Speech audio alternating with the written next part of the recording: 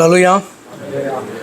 கர்த்தராகிய இயேசு கிறிஸ்துவின் நாமத்தினாலே உங்களை நான் வாழ்த்துகிறேன். கர்த்தர் தாமே இந்த புதிய மாதத்தை நமக்கு ஆசீர்வதித்து கொடுப்பாராக. இந்த மாதத்தில் ஆண்டவர் தந்திருக்கிறதான இந்த வசனத்தை நம்ம வாசிக்கலாம். சங்கீதங்களின் புஸ்தகம் 37ஆம் அதிகாரம் 28வது வசனத்தினுடைய முதல் பகுதி. சங்கீதம் 37:28. கர்த்தர் நியாயத்தை விரும்புகிறவர், அவர் தமது பரிசுத்தவான்களை கைவிடுவதில்லை. For the Lord loves the just and will not forsake his faithful ones. இந்த மாதத்தினுடைய துவக்க நாளில், இந்த மந்த் பிகினிங், நீ கைவிடப்படுவதில்லை, you will not be forsaken என்கிறதான தலைப்பின் கீழே இந்த வார்த்தையை நாம் தியானித்தோம். அது உங்களுக்கு யூடியூப்பில் இருக்கும், என்ன பார்த்துக்கொள்ளுங்க. நான் இப்போ இந்த வார்த்தையை எப்படி தியானிக்க போகிறோம், எந்த தலைப்பின் கீழ் தியானிக்க போகிறோம் என்று சொன்னால், எரிச்சல் அடையாதே, பொறாமை கொள்ளாதே, do not fret and envious. இந்த ஆலோசனையை முதல் வசனத்தின் அடிப்படையில் தியானிக்க போகிறோம். முதல் வசனம் எப்படியாக சொல்லுகிறது என்றால், பொல்லாதவர்களை குறித்து எரிச்சல் அடையாதே, நியாயக்கேடு செய்கிறவர்கள் மேல் பொறாமை கொள்ளாதே. இதனுடைய அடிப்படையில் இன்றைக்கு இந்த வசனத்தை தியானிக்க போகிறோம். கண்களை மூடுவோம். எங்களை அன்பாக நேசிக்கிறதான எங்கள் பரிசுத்த பிதாவே, உன்னிடத்தில் அன்பாக இருக்கிறேன் என்று சொன்னது மாத்திரமல்ல, அந்த அன்பு இன்னதென்று நீர் கர்த்தாவே எங்களுக்கு வெளிப்படுத்தி இருக்கிறீர். நீர் உம்மை தாமே ஒப்பு கொடுத்து அன்பு இன்னதென்று விளங்க பண்ணி, ஆண்டவரே, உம்மை ஏற்றுக்கொள்ளும்படியான பெரிதான ஸ்லாக்கியத்தை எங்களுக்கு தந்து, எங்களை உண்டாக்கின தெய்வம் இன்னார் என்பதை வெளிப்படுத்தி, அந்த உணர்வை தந்து விசுவாசித்து அதன் மூலமாக உம்முடைய பிள்ளைகளாக மாறும்படியாய் கிருபை பாராட்டினதை எல்லாம் நினைத்து நாங்கள் உமக்கு நன்றி செலுத்துகிறோம் ஐயா. அப்படி மாறின பிள்ளைகளுக்கு கர்த்தர் கொடுக்கிறதான ஆலோசனைகளுக்காக நாங்கள் நன்றி செலுத்துகிறோம். அப்படியாக இந்த நாளிலும் கர்த்தாவே நாங்கள் தியானிக்கும்படியாக ஆண்டவர் தந்திருக்கிற இந்த வார்த்தைக்காய் ஸ்தோத்திரம் ஐயா. எரிச்சல் அடையாதே, பொறாமை கொள்ளாதே என்கிறதான வார்த்தைகள் எங்களை நோக்கி கடந்து வரும் பொழுது, இதனுடைய கர்த்தாவே காரியங்களை, சாராம்சங்களை புரிந்து கொண்டவர்களாய் கீழ்ப்படிய உடைய கரத்திலே ஒப்பு கொடுத்து நடக்க எங்களுக்கு உதவி செய்யும். கர்த்தராகிய இயேசு கிறிஸ்துவின் நாமத்தை ஜெபிக்கிறோம், அருமை பிதாவே, ஆமென். பொல்லாதவர்களை குறித்து எரிச்சல் அடையாதே. 1வது வசனத்தை வாசிக்கிறேன். பொல்லாதவர்களை குறித்து எரிச்சல் அடையாதே, நியாயக்கேடு செய்கிறவர்கள் மேல் பொறாமை கொள்ளாதே. இதை வாசிக்கும் பொழுது, அப்போ நல்லவர்கள் மேலே எரிச்சல் அடையலாமா, நியாயமாய் நடக்கிறவர்கள் மேலே பொறாமை கொள்ளலாமா என்கிறதான கேள்வியெல்லாம் நமக்கு வரக்கூடாது. அப்படி வருதா? வசனத்தை வாசிக்கிட்டா, பொல்லாதவர்களை குறித்து எரிச்சல் அடையாதே. அப்படியானால் பொல்லாதவர்கள் அல்லாத நல்லவர்கள் மேலே எரிச்சல் வரலாமா? கேள்வி வருதா? நியாயக்கேடு செய்கிறவர்கள் மேலே பொறாமை கொள்ளாதே. அப்போ மற்றவர்கள் மேலே பொறாமை கொள்ளலாமா, நியாயமாய் நடக்கிறதான அவர்கள் மேலே பொறாமை கொள்ளலாமா என்கிறதான கேள்வியெல்லாம் நம்ம வரக்கூடாது. அப்படிலாம் வருமா உங்களுக்கு? பல நாட்களுக்கு முன்பாக ஒரு காரியத்தை ஒருத்தட்டு நான் பேசிகிட்டு இருக்கும்போது, மெனி இயர்ஸ் பிஃபோர், தேவனாலே கூடாததான காரியம் ஒன்றுமில்லை, நம்மளை உண்டாக்கின தேவன் எல்லாவற்றையும் செய்ய அவர் வல்லவர், என்னாலே கூடாத காரியம் உண்டோ என்று அவர் சொல்லியிருக்கிறார் என்று சொல்லும்போது, தேவனாலே செய்யக்கூடாத காரியமெல்லாம் உண்டு, உங்களுக்கு தெரியாதா அப்படின்னு கேட்டார். என்ன அப்படி சொல்லும்போது, தேவனால் பொய் சொல்ல முடியுமா, தேவனால் திருட முடியுமா அப்படின்ட்டு கேட்டார். தேவனால் பொய் சொல்ல முடியுமா, திருட முடியுமா? அப்போ இதெல்லாம் தேவனால் செய்ய முடியாதுல்ல அப்படின்னு அவர் கேட்டார். அப்போ அதில் என்ன வெளிப்படுகிறது என்று சொன்னால், ஒரு புத்தியின்மை வெளிப்படுகிறது. அதாவது ஞானமாக கேட்கிறதை போல அது காணப்பட்டாலும் அதில் அறிவீனம் வெளிப்படுகிறதை பார்க்கலாம். நம்ம செய்யக்கூடாது அப்படின்ட்டு ஆண்டவர் ஒரு காரியத்தை சொல்லும்போது, அவரால் அது செய்ய முடியாதா? உதாரணத்துக்கு, நம்மளை ஆண்டவர் பார்த்தீங்க அப்படின்னு சொன்னால், இதை நீ செய்யும் பொழுது நான் இவ்வளமாக நான் உன்னை தண்டிப்பேன் அல்லது சிட்சிப்பேன் என்று அவர் சொல்லுகிறார் என்றால், அவரை பார்த்து உம்மால் அப்படிலாம் சிட்சிக்க முடியாது அப்படின்னு நம்ம சொல்லுகிறது சிறுபிள்ளைத்தனமாக நீர் இதை செய்யக்கூடாது என்பதற்கு அவரை வளைக்கிறதான ஒரு காரியமாக இருக்கிறது அல்லவா? அதே போல் இந்த வார்த்தையை வாசிக்கும் போது, பொல்லாதவர்களை குறித்து தானே எரிச்சல் அடையக்கூடாது அப்படின்னா எரிச்சல் அடையலாம், பொறாமை கொள்ளலாம் என்று நீங்கள் நினைக்கக்கூடாது. இதுக்கு முன்னாடி ஒரு பாடலை நம்ம ரொம்ப அழகாக பாடினோம். உம்மை அது சங்கீத புஸ்தகத்தில் காணப்படுது. நான் 73 அந்த வசனத்தை வாசிக்கிறேன். உண்மையல்லாமல் எனக்கு யார் உண்டு. உருகி பாடணும்ல, அதனுடைய அர்த்தம் என்ன? உண்மையல்லாமல் எனக்கு யார் உண்டு. இப்போ சிந்தித்து பாருங்கள், இந்த பாடலை பாடும்போது உங்களுக்கு ஏதாவது தோணுச்சா? ஆண்டவர்லனாலும் எனக்கு இவங்க இருக்காங்க அவங்க இருக்கிறாங்க அப்படிலாம் உங்களுக்கு தோன்றுதா? தோன்றவே இல்லையா? இப்போ சின்ன பிள்ளைங்கள்ட்ட கேட்டிங்கன்னா, இந்த தேவனை அல்லாமல் உனக்கு யார் உண்டு? அது சொல்லும், எனக்கு அப்பா இருக்காங்க, எனக்கு அம்மா இருக்காங்க, எனக்கு இவங்க இருக்காங்க அவங்க இருக்காங்க சொல்லுவாங்களா இல்லையா? உண்மையில்லாமல் எனக்கு யார் உண்டு அப்படின்னு பக்தன் சொல்லுகிற காரியம் அல்லது இந்த வேதத்தில் சொல்லியிருக்கிற காரியம் 73:25 வசனத்தில், பரலோகத்தில் உண்மையில்லாமல் எனக்கு யார் உண்டு, பூலோகத்தில் உண்மை தவிர எனக்கு வேறே விருப்பம் இல்லை என்று அவர் என்ன பண்ணுறாரு சொல்கிறாரு. அதனுடைய அர்த்தம் என்ன? உண்மையில்லாமல் எனக்கு யார் உண்டுன்னா என்ன அர்த்தம்? யாருமே கிடையாது உங்களுக்கு மனைவி பிள்ளைகள் எல்லாம் உண்டுல்ல. அதனுடைய அர்த்தம் என்ன அப்படின்னா, தேவன் இல்லை அப்படின்னா யாருமே இல்லைன்னு அர்த்தம். புரியுதா உங்களுக்கு? இப்போ தேவன் என்று ஒருவர் இல்லை அப்படின்னா உனக்கு அப்பாவும் இல்லை அம்மாவும் இல்லை, இந்த உலகமும் இல்லை, எதுவுமே கிடையாது. ஏன்னா if God doesn't exist nothing exist. அப்போ இந்த காரியத்தை உணர்ந்தவராக எனக்கு உண்மையல்லாமல், அதாவது தேவனை தள்ளிட்டு உங்களுக்கு யாருமே கிடையாது என்கிறதான காரியம் உங்களுக்கு புரியணும். தேவனை தள்ளிட்டிங்கன்னா யாருமே இல்லை, நீங்களே இல்லை. அப்போ தேவன் இல்லை என்று சொல்லும் பொழுது வேறு எதுவுமே இல்லை. ஏன்னா தேவன் இருக்கிறபடினால்தான் சகலமும் அவராலே இதன் நம்பிக்கை உண்டாக்கப்பட்டிருக்கிறது. அப்போ அந்த அர்த்தத்தில் தான் சொல்கிறாரு, உண்மையல்லாமல் எனக்கு யார் உண்டு அப்படின்ற கேள்வி. அப்போ அது ஆண்டவரை பார்த்து கேட்கிற கேள்வி அல்ல, ஒரு நம்பிக்கையின் அடிப்படையில் வருகிறது. நீர் தான் எல்லாவற்றிற்கும் முக்கியமானவராக என்னுடைய வாழ்க்கையில் அடிப்படையாக நீர் காணப்படுகிறீர். ஒரு பிள்ளை தன்னுடைய தகப்பனை பார்த்திங்கன்னா நம்புது அப்படின்னாலும் தேவன் மேலே வைக்கிற நம்பிக்கையின் அடிப்படையில் தான் தகப்பனை நம்ப வேணும். அப்படி தானே? ஏனென்று சொன்னால் தேவன் இல்லைன்னா அந்த தகப்பனே சொல்கிறதெல்லாம் புரியுதா உங்களுக்கு? அப்படி தானே? அதன் அடிப்படையில் தான் பாடினோம். உண்மையல்லாமல் எனக்கு அவர் இன்னும் ரொம்ப அழகாக எப்படி தெரியுமா, பரலோகத்தில் உண்மையல்லாமல், அதாவது கர்த்தர் என்கிறவரை அன்றி பரலோகத்தில் வேறு யாரும் இல்லை அப்படி படுறாரு. பூலோகத்திலே உண்மையல்லாமல் எனக்கு விருப்பம் இல்லை. மனைவியை நேசிக்கிறேன், கணவனை நேசிக்கிறேன், பிள்ளைகளை நேசிக்கிறேன், என்னுடைய வேலையை நேசிக்கிறேன், எல்லாம் தேவனை நீ நேசிக்கிறதின் அடிப்படையில் தான் காணப்பட வேணும். தேவனை தள்ளிட்டு இது எனக்கு முக்கியம் அப்படின்னு சொன்னால் இட்ஸ் நாட் தேர். அதான் நான் ரொம்ப சிம்பிளாக சொன்னேன். இஃப் காட் டசன்ட் எக்ஸிஸ்ட், அவர் இல்லை என்று சொன்னால் வேறு ஒன்றுமே இல்லை என்கிறதன் அடிப்படையில். அப்போ இன்னும் கேள்வி என்ன பண்ணக்கூடாது? தேவன் இல்லைனாலும் எனக்கு இவங்களாம் இருக்கிறாங்க அப்படின்னு சொல்லுன்னா அது உன்னுடைய அறிவீனத்தை அது காண்பிக்கிறதா இருக்குது. அப்போ எரிச்சல் அடையாதே பொறாமை கொள்ளாதே என்று சொல்லும் பொழுது அதனுடைய அர்த்தத்தை புரிந்து கொள்ளணும். ஏன்னு சொன்னால் எரிச்சல் என்பது வரும்பொழுது அது உக்கிரத்தை உண்டு பண்ணி அது பொல்லாப்பு செய்கிறவனாக உன்னை மாற்றிவிடக்கூடியது என்று சொல்லி பின் வருகிற வசனங்களில் விளக்குகிறபடினால்தான் ஆண்டவர் ரொம்ப சிம்பிளான ஒரு ஆலோசனையை தன்னுடைய பிள்ளைகளை பார்த்து அவர் சொல்லுகிறார். இந்த மாதத்தினுடைய அந்த வாக்குத்தத்த அல்லது தியான வசனத்தை நம்ம முழுவதுமாக வாசிக்கலாம். அதாவது 28வது வசனத்தை முழுவதுமாக. கர்த்தர் நியாயத்தை விரும்புகிறவர், அவர் தமது பரிசுத்த வான்களை கைவிடுவதில்லை, அவர்கள் என்றைக்கும் காக்கப்படுவார்கள், துன்மார்க்கருடைய சந்ததியோ அறுப்புண்டு போம் என்பதுதான் இந்த மாதத்தில் துவக்கத்தில் நாம் அவரிடத்திலிருந்து பெற்றிருக்கிறதான வார்த்தை. அதன் அடிப்படையில் தான் கர்த்தர் உன்னை கைவிடாதவர், அதுவும் என்றென்றைக்கும் கைவிடாதவர் என்று சொல்லி 1ஆம் தேதி செய்தியில் நான் பகிர்ந்து கொண்டேன்.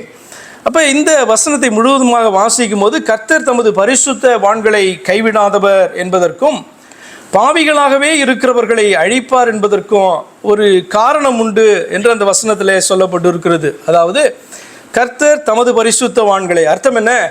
அவரை ஏற்றுக்கொண்டு அவரிடத்தில் வந்திருக்கிறவர்களை அவர் கைவிடாதவர் என்றும் என்றைக்கும் காக்கிறவர் என்றும், பாவிகளை அழிக்கிறவர் என்ற அர்த்தம் அல்ல, பாவிகளாகவே இருக்கிறவர்களை.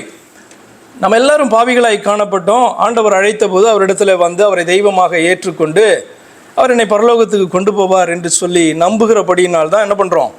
அவரை தேடி அவரை ஆராதித்து அவரை தெய்வமாக கொண்டு இருக்கிறோம். அப்போ தமது பரிசுத்தவான்களை அவர் கைவிடாதவர் என்கிறது வாக்குத்தத்தமாக இந்த இடத்துல சொல்லப்பட்டிருக்கிறது. அதே நேரத்தில் பாவிகளாகவே தொடர்ந்து நான் இருப்பேன். நான் பாவின்னு எனக்கு தெரியும், ஆனால் நான் திருந்த மாட்டேன், ஆண்டவர் வைத்திருக்கிற வழியை ஏற்றுக்கொள்ள மாட்டேன் அப்படி என்று சொல்லி பாவிகளாகவே இருக்கிறவர்களை குறித்து அந்த வார்த்தை சொல்லுகிறது.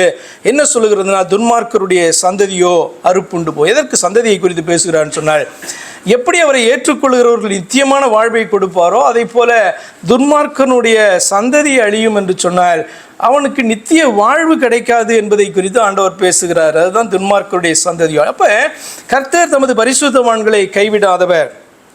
ஏன்? அதே மாதிரி பாவிகளாகவே இருக்கிறவர்களை அவர் அழிக்கிறவர். இதற்கு என்ன காரணம் என்று அவரே சொல்றாரு. அந்த வசனத்திலே சொல்லப்பட்டிருக்கு. என்ன சொல்லப்பட்டிருக்கு? ஆரம்பத்திலே கர்த்தர் நியாயத்தை விரும்புகிறவர். அல்லேலூயா.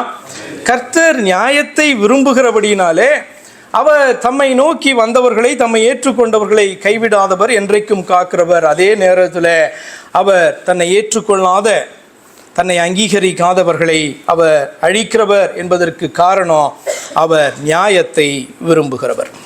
கர்த்தர் நியாயத்தை விரும்புகிறவர் என்பதுதான் அதற்கு காரணம் என்று அந்த வசனம் சொல்லுகிறது. அப்போ பாவியாய் இருந்தவர்களை பரிசுத்தவான்களாகும்படி அழைத்தார்.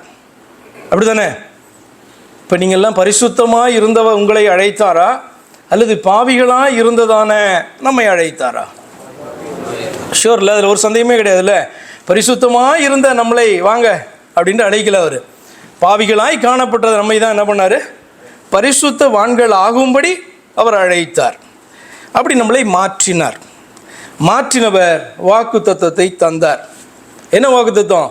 இந்த வசனத்தின்படி உன்னை கைவிடுவதில்லை, உன்னை என்றென்றைக்கும் காப்பேன் என்பதுதான் வாக்கு தத்துவம். அவரிடத்துல வந்தவர்களை, அவரை ஏற்றுக்கொண்டவர்களை, யாரெல்லாம் அவர் ரட்சித்து அதனுடைய பிள்ளை என்று சொன்னாரோ அவர்களை எல்லாம் அவர் கைவிடுவதில்லை என்றும் என்றென்றைக்கும் காப்பார் என்பதுதான் அவர் தருகிறதான வாக்கு தத்தம் என்று இந்த வசனம் சொல்லுகிறது. அப்போ அழைப்பை ஏற்காமல், பாவ மன்னிப்பை பெற விரும்பாமல் இருப்பவர்களை அழிப்பார் என்றும் அந்த வசனம் பார்த்தீங்கன்னா சொல்லிக் கொடுக்கிறது. சரி, எரிச்சல் அடையாதே, பொறாமை கொள்ளாதே என்கிற இந்த ஆலோசனையை ஏன் தருகிறார்? தகுதியற்றதான மனிதராகிய நம்மை, அன்வொர்த்தி பீப்புள், நம்மை கர்த்தர் தெரிந்து கொண்டார். அப்படி தானே? பார்த்து தகுதியானவர்களெல்லாம் பார்த்து அவர்களை மாத்திரமா ஆண்டவர் தெரிந்து கொண்டார். போன மாதத்தில் கூட நம்ம பார்த்தோம் என்று நினைக்கிறேன். அதாவது இந்த உலகத்திலே இழிவானவைகளை, அற்பமானவைகளை ஆண்டவர் தெரிந்து கொண்டார்.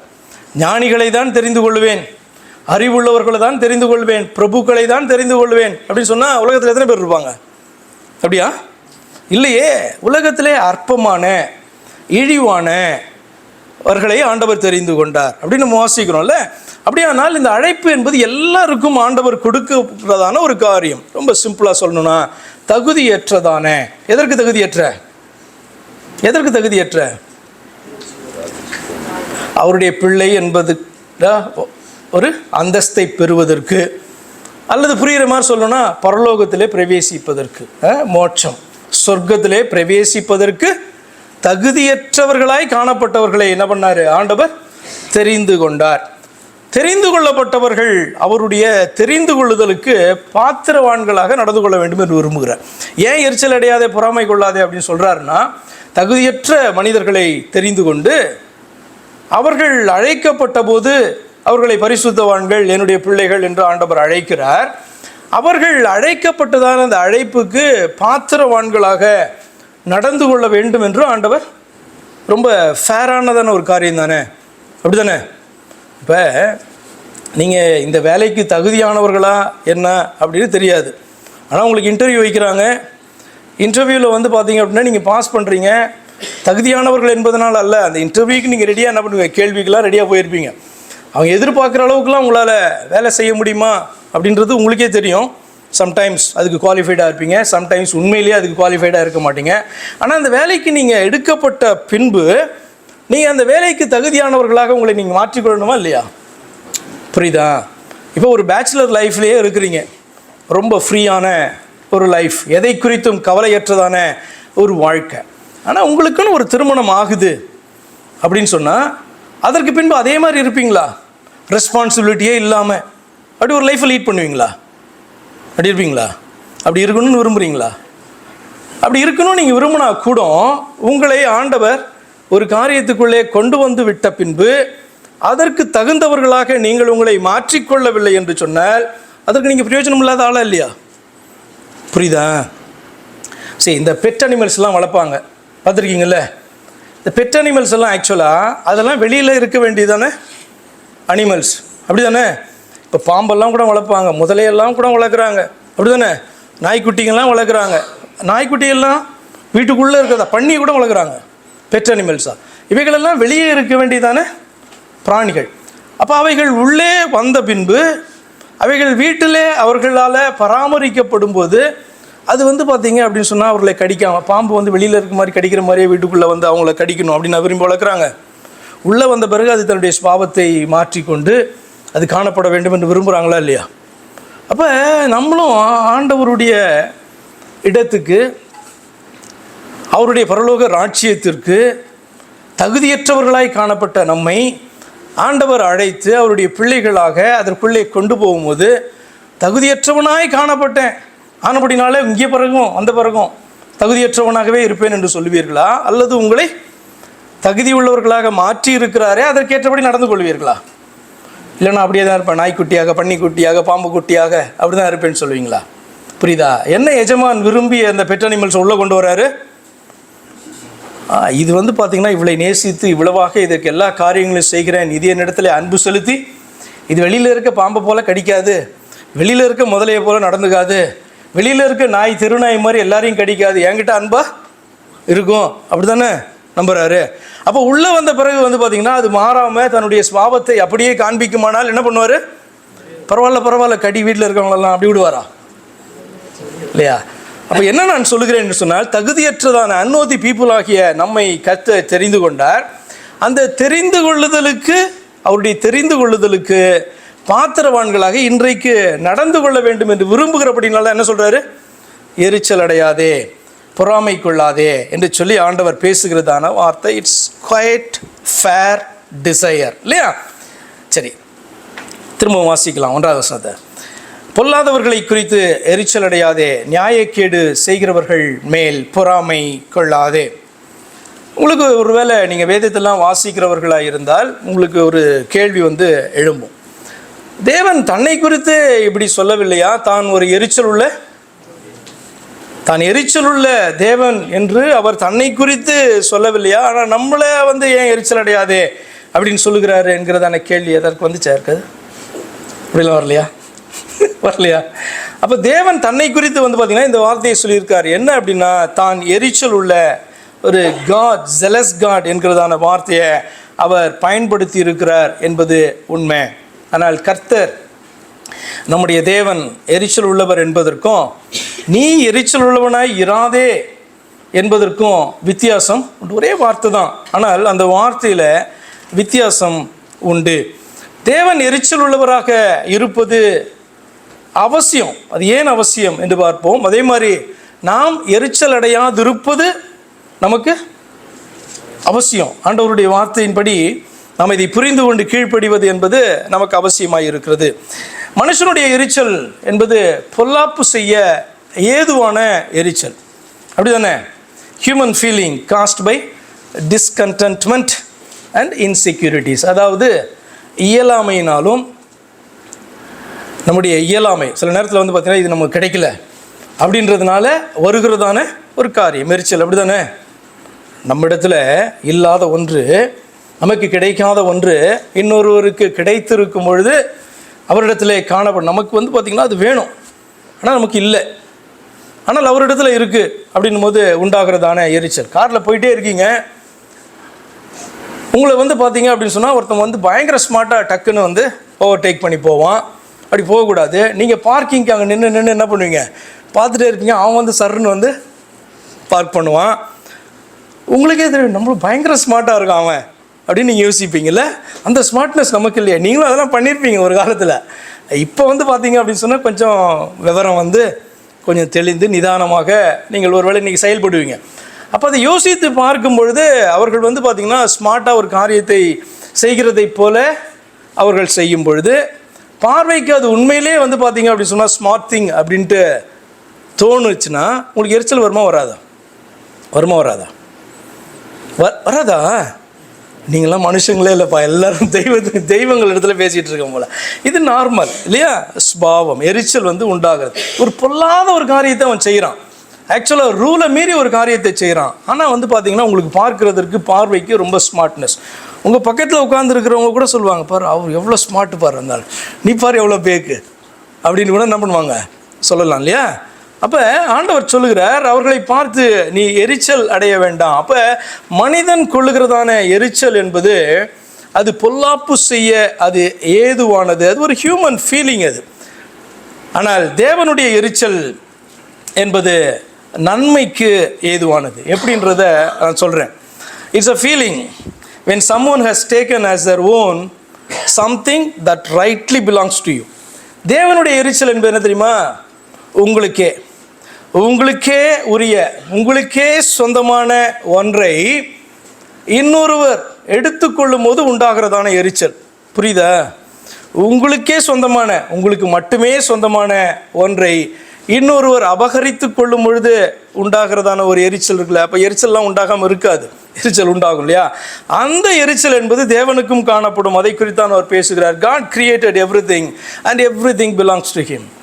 தேவன் என்கிற ஒருவர் சகலவற்றையும் உண்டாக்கினார்.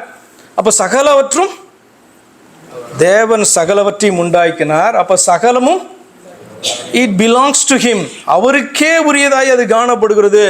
அதை இன்னொருவர் எடுக்கும் பொழுது அவருக்கு எரிச்சல் வருமா வராதா? அப்போ தேவனுக்கு உண்டாகிறதான எரிச்சல் என்பது அது நன்மையின் வெளிப்பாடு அல்லது நன்மைக்கு ஏதுவாக அது அமையும். Even what we think belongs to us really belongs to God. நம்ம நினச்சிட்டு இருப்போம்ல, இது நமக்குரியது, இது எனக்குரியது. இப்போ நீங்கள் இப்படி நினைக்கலாம், நான் எனக்குரியவன், நான் எனக்குரியவள்னு நீங்கள் உங்களை குறித்தே நினச்சா கூட ஆண்டவருக்கு எரிச்சல் வருமா வராதா? நான் சொல்கிறது புரியுதா புரியலையா? இப்போ நமக்குரியதுன்ட்டு நிறைய காணப்படுதில்ல. This is my wife, this is my husband, this are my children, this is my family, this is my work, these properties are mine. இதெல்லாம் என்னுடையது என்னுடையது என்னுடையதுன்னு நம்ம சொல்லுகிறோம் அல்லவா? அது நம்முடையது தான், நமக்கு ஆண்டவர் கொடுத்தது தான். ஆனால் உண்மையாக என்ன தெரியுமா? It rightly belongs to God. Whatever you think belongs to you it's rightly belongs to God. ஏனென்று சொன்னால் அவர் தானே சகலவற்றையும் உண்டாக்கி இருக்கிறார்.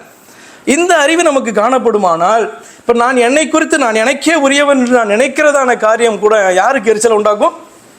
அப்போ ஜெலஸ் காட்னா புரிந்து கொள்ளுங்க, அவருக்கே உரியதான ஒன்றை இன்னொருவர் தனக்குரியது என்று நினைக்கும் போது அவருக்கு என்ன வரும்? எரிச்சல் உண்டாகும். அப்போ இந்த மனிதனுக்கு உண்டாகிற எரிச்சலுக்கும் தேவன் தான் எரிச்சல் உள்ளவர் என்று அவர் சொல்லுவதற்கும் மிகப்பெரிய வேறுபாடு ஒன்று. மனிதனுடைய எரிச்சல் என்பது அது மற்றவர்களுக்கு பொல்லாப்பு செய்கிறதற்கு ஏதுவாய் காணப்படும். ஆனால் தேவனுடைய எரிச்சல் என்பது எதை குறிக்கிறது என்று சொன்னால் நம்மை காக்கிறதற்கு அது ஏதுவாய் காணப்படும். கொஞ்சம் சிந்தித்து பாருங்க. மனிதர்களை ஆண்டவர் என்ன பண்ணார்? உண்டாக்கினார். இந்த மனிதர்களுக்கு ஆண்டவர் பார்த்தீங்கன்னா இதை செய்யாதே என்று ஒரு கட்டளையை கொடுக்கிறார், உடன்படிக்கை செய்கிறார். அவர்களோ அந்த கட்டளையை மீறி அவர்கள் விழுகிறார்கள். அது எதன் மூலமாய் நடக்கிறது என்று சொன்னால் பிசாசினுடைய வஞ்சனையினாலே அவர்கள் விழுகிறார்கள் என்று சொல்லி பார்க்கிறோம். அப்போ ஆடம் அண்ட் ஈவ் இந்த மனிதர்கள் ரைட்லி பிலாங்ஸ் டு யாரு? From the beginning they were people of God, அல்லது தேவனாலே உண்டாக்கப்பட்ட சிருஷ்டிக்கப்பட்ட அவருடைய ஜனம். அவருடைய ஜனத்தை ஒருவன் என்ன பண்ணுறான்? இப்போ எடுத்துக்கொள்ளுகிறான். எடுத்துக்கொள்ளும் போது இந்த தேவனுக்கு எரிச்சலே வரலன்னு வச்சுக்கோங்களேன், உங்களுக்கு ரட்சிப்பு என்பதே உண்டாகாது மனிதர்களுக்கு. அப்போ இந்த தேவனுக்கே சொந்தமான ஒன்று இன்னொருவனால் இல்லீகலாக அபகரிக்கப்படும் பொழுது அந்த தேவனுக்கு எரிச்சல் இல்லைன்னா உங்களை ரட்சிக்கிறதுக்கு வர வேண்டிய அவசியமே கிடையாது. என்ன பண்ணலாம்? அவர் ரொம்ப சிம்பிளாக இந்த கூட்டத்தை அப்படியே தள்ளிட்டு இன்னொரு கூட்டத்தை அவர் உண்டாக்கலாம். எரிச்சல் இல்லை, இப்போ போனால் பரவாயில்ல எடுத்துகிட்டு போகிறான் அப்படின்னு என்ன பண்ணலாம்? இன்னொரு ஆதாம் ஏவாளை உண்டாக்கி இன்னொரு மனுக்குலத்தை, இந்த மனுக்குலத்தை தள்ளிட்டு இன்னொரு மனுக்குலத்தை. அப்போ தேவனுடைய எரிச்சல் என்பது நமக்கு ரட்சிப்பை உண்டு பண்ணுகிறதற்கு ஏதுவான ஒரு காரியம். அதனால தான் அது நன்மை கொடுக்கக்கூடிய காரியம். ஆனால் நமக்கு உண்டாகிறதான எரிச்சல் என்ன பண்ணும்? பொல்லாத காரியமாக மற்றவர்களுக்கு பொல்லாப்பு செய்கிறதுக்கு ஏதுவாக இருக்கும். ஆண்டவர் அதனால சொல்கிறாரு, உனக்கு எரிச்சல் என்பது வேண்டாம் என்று ஆண்டவர் எப்போ சொல்கிறாரு? தான் எரிச்சல் உள்ள தேவன் என்று எப்பொழுது அவர் சொல்லுகிறார் என்ற வார்த்தையை நீங்கள் வாசித்து பாருங்க. ஏத்ராவின் புஸ்தகத்தில் 20:5 வசனம். நீ அவைகளை நமஸ்கரிக்கவும் சேவிக்கவும் வேண்டாம். உன் தேவனாகிய கர்த்தராய் இருக்கிற நான் எரிச்சல் உள்ள தேவனாய் இருந்து என்னை பகைக்கிறவர்களுக்கு குறித்து பிதாக்களுடைய அக்கிரமத்தை பிள்ளைகளிடத்தில் 3ஆம் 4ஆம் தலைமுறை மட்டும் விசாரிக்க. நீங்க நேரம் இருக்கும்போது அதற்கு மேலே இருக்க 4 வசனங்களையும் வாசிக்க வேண்டும். என்ன அப்படின்னா, இந்த கர்த்தர் என்கிற தெய்வம் வந்து பார்த்தீங்கன்னா ஜனங்களை பார்த்து பேசுகிறாரு. நீ அவைகளை அதாவது உனக்குன்னு தெய்வங்களை தெரிந்து கொண்டு இது தெய்வம் இது தெய்வம் இது தெய்வம் என்று சொல்லி நீ அவைகளை என்ன பண்ணாத, நீ நமஸ்கரிக்கவும் சேவிக்கவும் வேண்டாம். அதாவது அதை நீ வணங்கவும், சேவிக்கிறதுனா அதற்கு நீ சர்வ் பண்ணவும் வேண்டாம். உன் தேவனாகிய கர்த்தராய் இருக்கிற, அதாவது உன்னை உண்டு பண்ணின தேவனாகிய கர்த்தராய் இருக்கிற நான் எரிச்சல் உள்ள தேவனாய் இருந்து அப்படி நீ செய்கிறதான காரியம் எனக்கு எரிச்சல் உண்டாக்குகிறது. உன்னை உண்டாக்கிற தெய்வம் நான் அல்லவா? என்னை அறியாமல் நீ வேறொன்றை தெய்வம் என்று சொல்லி அதை நீ தொழுது கொள்ளுவாய் என்று சொன்னால் அது எனக்கு எரிச்சலை உண்டாக்குகிறது என்று ஆண்டவர் சொல்கிறார். என்னை பகைக்கிறவர்களை குறித்து நான் என்ன பண்ணுவேன், விசாரிக்கிறவராய் இருக்கிறேன். அப்போ நீ கர்த்தர் என்கிற தெய்வத்தை நீ தள்ளிவிட்டு தெய்வம் அல்லாததை தெய்வம் என்று நீ ஏற்றுக்கொண்டு பணிந்து நமஸ்கரித்து அதற்கு சேவை செய்வாய் என்றால் நீ என்ன செய்கிறாய்? உன்னை அறியாதபடிக்கு உன்னை உண்டாக்கின அந்த ஒரே தெய்வத்தை நீ பகைக்கிறாய் என்று சொல்லுகிறார், என்னை பகைக்கிறவர்களை குறித்து. அப்போ தேவனுடைய எரிச்சல் என்பது ரொம்ப நியாயமான எரிச்சலும் அது நன்மை கொடுக்கிற எரிச்சலாகவும் தன்னை நோக்கி ஜனங்களை இழுக்கிறதற்கு ஏதுவான எரிச்சலுமாய் இருக்கிறது. அதனால தான் சொல்லுவார், I am a jealous God என்று சொல்லி. உபாகம் 4:24 சொல்றாரு, உன் தேவனாகிய கர்த்தர் பட்சிக்கிற அக்கினி, அவர் எரிச்சல் உள்ள தேவன். யோசுவா 24:19 சொல்லப்பட்டிருக்கு, யோசுவா ஜனங்களை நோக்கி நீங்கள் கர்த்தரை சேவிக்க மாட்டீர்கள். யாரு இவர்கள்? வந்து கர்த்தரை தெய்வமாக ஏற்றுக்கொண்டதான ஒரு கூட்டத்தை பார்த்து சொல்றார். யாரையும் பார்த்து வரல, கர்த்தரை தெய்வமாக ஏற்றுக்கொண்டதான ஒரு கூட்டம், சிறு கூட்டம். அந்த கூட்டத்தை பார்த்து யோசுவா என்கிறதான அவருடைய தலைவன் சொல்றான், நீங்கள் கர்த்தரை சேவிக்க மாட்டீர்கள். அவர் பரிசுத்தம் உள்ள தேவன், அவர் எரிச்சல் உள்ள தேவன், உங்கள் மீறுதலையும் உங்கள் பாவங்களையும் மன்னியார் என்று சொல்றான். ஏன் அப்படி சொல்றான் என்று சொன்னால், இந்த கர்த்தரை மாத்திரமே தங்களுடைய வாழ்க்கையில தெய்வமாய் கொண்டிராதபடி அவர்கள் மற்ற தெய்வங்களை தங்களுடைய வாழ்க்கைக்குள்ளே அனுமதிக்கும் பொழுது அப்படிப்பட்ட ஒரு வார்த்தையை அவன் சொல்லுகிறான். ஏன் என்று சொன்னால், ஆண்டவர் இதை பொறுத்து கொள்ள மாட்டார். அவரை அன்றி வேறொன்றை தெய்வம் என்று சொல்லுகிறதை இந்த கர்த்தர் என்கிறதான தெய்வம் பொறுத்து கொள்ள மாட்டார், மற்ற தெய்வங்கள் பொறுத்து கொள்ளலாம் என்று சொல்லி அவன் அந்த இடத்துல அவன் சொல்லுகிறான். அடுத்து நாகும் 1:2 வாசிக்கிறோம், கர்த்தர் எரிச்சல் உள்ளவரும் நீதியை சரிகட்டுகிறவருமான தேவன். கர்த்தர் நீதியை சரிகட்டுகிறவர், உக்கிர கோபமுள்ளவர். கர்த்தர் தம்முடைய சத்துருக்களுக்கு பிரதிபலன் அளிக்கிறவர், அவர் தம்முடைய பகைஞருக்காக கோபத்தை வைக்கிறார். பாவம் செய்கிற மனுஷனை இந்த கர்த்தர் உடனே தண்டித்து விடுகிறதில்லை, அவனை உடனே அழித்து விடுகிறதில்லை, இந்த பூமியிலிருந்து அவனை எடுத்து விடுகிறதும் அல்ல, அவனை விட்டுதான் வைத்து இருக்கிறார். இந்த வார்த்தையை நீங்க கவனிச்சு பாருங்க, கர்த்தர் எரிச்சல் உள்ளவரும் நீதியை சரிகட்டுகிறவருமான தேவன். அதற்கு ஒரு நாளை வைத்திருக்கிறார். கர்த்தர் நீதியை சரிகட்டுகிறவர், உக்கிர கோபம் உள்ளவர். கர்த்தர் சத்துருக்களுக்கு பிரதிபலன் அளிக்கிறவர், அவர் தம்முடைய பகைஞருக்காக கோபத்தை வைத்திருக்கிறாராம். அந்தந்த நேரத்தில் தேவன் தன்னுடைய கோபத்தை வெளிப்படுத்துவார் என்று சொன்னால் ஜனங்கள் எல்லாரும் தேவனிடத்துல வந்துருவாங்க. யாரு? இருக்கிற ஜனங்கள். அப்படித்தானே? ஒரு மனிதன் அவருக்கு விரோதமாய் செயல்படுகிறான், அவருக்கு கீழ்ப்படியாமல் போகிறான் என்று சொன்னால் அவனை ஆண்டவர் அந்த நேரத்திலே தண்டித்தார் என்று சொன்னால் சுற்றி இருக்கிற ஜனங்களாம் என்ன பண்ணுவாங்க? உடனே எல்லாம் ரட்சிக்கப்பட்டுருவாங்க. அப்படிதானே? ஆண்டவர் அப்படி செய்கிறது இல்லை, மனுஷன் செய்கிறதான அந்த பாவத்தை பார்த்து கொண்டு தான் வருகிறார். உக்கிர கோபம் அவருக்கு வருகிறது. ஆனாலும் கூட அந்த கோபத்தை நியாய தீர்ப்பின் நாளுக்காக ஆண்டவர் என்ன பண்றாராம்? வைத்திருக்கிறாராம். இதான் இந்த தேவன். நன்றாக புரிந்து கொள்ளுங்க. இதுதான் வந்து பார்த்தீங்கன்னா மனிதன் ஏமாந்து போகிறதான ஒரு காரியம். என்னன்னா, தேவன் உடனே தண்டித்தால் அவன் திருந்துறானோ இல்லையோ, பக்கத்தில் இருக்க அத்தனை பேரும் திருந்துவாங்களா திருந்த மாட்டாங்களா? ஆனால் தேவன் அப்படி செய்கிறதில்லை. அவன் செய்கிற காரியத்தை பார்த்து கொண்டு இருக்கிறார், அவனை ஓட விடுகிறார், அவன் தன்னுடைய இஷ்டத்துக்கு செயல்பட அவர் விரும்புகிறார். இதுதான் மிகுந்த ஆபத்தான காரியம். இதை புரிந்து கொள்ளுங்க. இந்த வார்த்தை சொல்கிறது, அவர் உக்கிர கோபம் கொண்டவர் தான், தம்முடைய சத்துருக்களுக்கு பிரதிபலன் அளிக்கிறவர் தான். ஆனாலும் அவர் தம்முடைய பகைஞருக்காக கோபத்தை வைக்கிறாராம். அதை சேவ் பண்ணி வச்சிருக்கிறார் ஒரு நாளுக்காக என்று சொல்லப்பட்டிருக்கிறது. அப்ப இதன் நிமித்தமாக தான் ஆண்டவர் சொல்கிறார் தான் எரிச்சல் உள்ளதான தேவன் என்று சொல்லி. அதனால அவர் எரிச்சல் உள்ளவர் தானே, அப்ப நான் எரிச்சல் உள்ளவனா இருந்தான் என்ன என்று சொல்லி நாம் இருக்கக்கூடாது. அவருடைய பிள்ளைகளாக வந்திருக்கிற நாம இந்த எரிச்சலை நம்மை விட்டு தள்ள வேண்டும். தேவ பிள்ளைகளுக்கு தேவன் தருகிறதான ஆலோசனை தான் எல்லாருக்கும் அல்ல, தேவ பிள்ளைகளுக்கு தேவன் தருகிற ஆலோசனை தான் எரிச்சல் அடையாதே, பொறாமை கொள்ளாதே என்கிற காரியம். பொல்லாதவர்களை குறித்து எரிச்சல் அடையாதே, நியாயக்கேடு செய்கிறவர்கள் மேலே பொறாமை கொள்ளாதே. நீ கைவிடப்படுவதில்லை, என்றென்றைக்கும் காக்கப்படுவாய் என்கிறதான வாக்கு தத்தத்தை பெற்றவர்கள் பொல்லாதவர் மேல் எரிச்சலும் நியாயக்கேடு செய்கிறவர்கள் மேலே பொறாமையும் கொள்வது தகுதியானது அல்ல. It's not worthy for us. அந்நூர்த்தி ஜனங்களை ஆண்டவர் தெரிந்து கொண்டு தகுதி உள்ளதான ஜனங்களாக மாற்றி, என்னுடைய ஜனம்தான், என்னுடைய பிள்ளை தான் அப்படி என்று சொல்லி அவர்களுக்கு இப்படியா பேசி வாக்குத்தத்தம் கொடுக்குறார். நான் உன்னை கைவிட மாட்டேன், என்றென்றைக்கும் நான் உன்னை காக்கிற தேவன், நான் உன்னை விட்டு விலகுவதில்லை என்கிறதான வாக்குத்தத்தத்தை கொடுத்து காத்து வருகிறார் அல்லவா. அப்போ அப்படிப்பட்டதான ஜனங்கள் பொல்லாதவர்கள் மேலே எரிச்சலும் நியாயக்கேடு செய்கிறவர்கள் மேலே பொறாமையும் கொள்வது அவர்களுக்கு தகுதியானது அல்ல. நாய்க்குட்டியை பிடிச்சி வீட்டுக்கு உள்ளார வச்ச பிறகு அந்த நாய்க்குட்டி வெளியில் இருக்கிறதான நாய்க்குட்டிகள் எல்லாம் பார்த்து அது பாரு அது இஷ்டத்துக்கு செயல்படுது என்று சொல்லி நினைக்கிறதை போல தேவ பிள்ளைகளாய் மாற்றப்பட்டவர்கள் பொல்லாதவர்களாய் காணப்படுகிற நியாயக்கேடு செய்கிற இந்த தேவனை பகைக்கிறதான மற்ற ஜனங்களை பார்த்து அவர்கள் எவ்வளோதான் நல்லா இருக்காங்கன்னு நீ நினச்சாலும் அவர்களை பார்த்து என்ன பண்ணக்கூடாது? எரிச்சல் உனக்கு உண்டாகக்கூடாது, பொறாமை கொள்ளக்கூடாது. அதுக்கு ஒரு காரணத்தை ஆண்டவர் சொல்கிறார். 2வது வசனத்தை வாசிக்கலாம். அவர்கள் புல்லை போல சீக்கிரமாய் அறுப்புண்டு பசும் பூண்டை போல, பசு பூண்டுன்னா என்ன? பசும் பூண்டை போல அவர்கள் வாடி போவார்கள். இதனுடைய அர்த்தம் என்ன? இது முதலாவது இதனுடைய அர்த்தத்தை பார்த்துருவோம். புல்லை போல அறுப்புண்டு, சீக்கிரமாய் அறுப்புண்டு, பசும் பூண்டை போல வாடி போவார்கள். மனுஷனுடைய லைஃப்பை குறித்து நீங்கள் வாசிக்கும் போது எப்படியெல்லாம் வாசிப்பீங்க சங்கீத புஸ்தகத்தில். என்ன அப்படின்னு சொன்னால், ஒரு பூவை போல, ஒரு புல்லை போல அவனுடைய லைஃப் காணப்படுது. இன்றைக்கு இருந்து நாளைக்கு அடுப்பிலே போடப்படுகிறதை போல அவனுடைய லைஃப் முடியுது அப்படின்னு சொல்லப்பட்டிருக்கு. அதுபோல் இந்த வார்த்தையினுடைய அர்த்தம் என்ன? அதாவது பொல்லாதவர்களும் நியாயக்கேடு செய்கிறவர்களும் அவர்கள் புல்லை போல பசும் பூண்டை போல அறுப்புண்டு போவார்கள் அப்படின்ற வார்த்தையினுடைய அர்த்தம் என்ன? ஏன் இப்படியான ஒரு இல்லஸ்ட்ரேஷன் அங்கே கொடுக்கப்படுகிறது?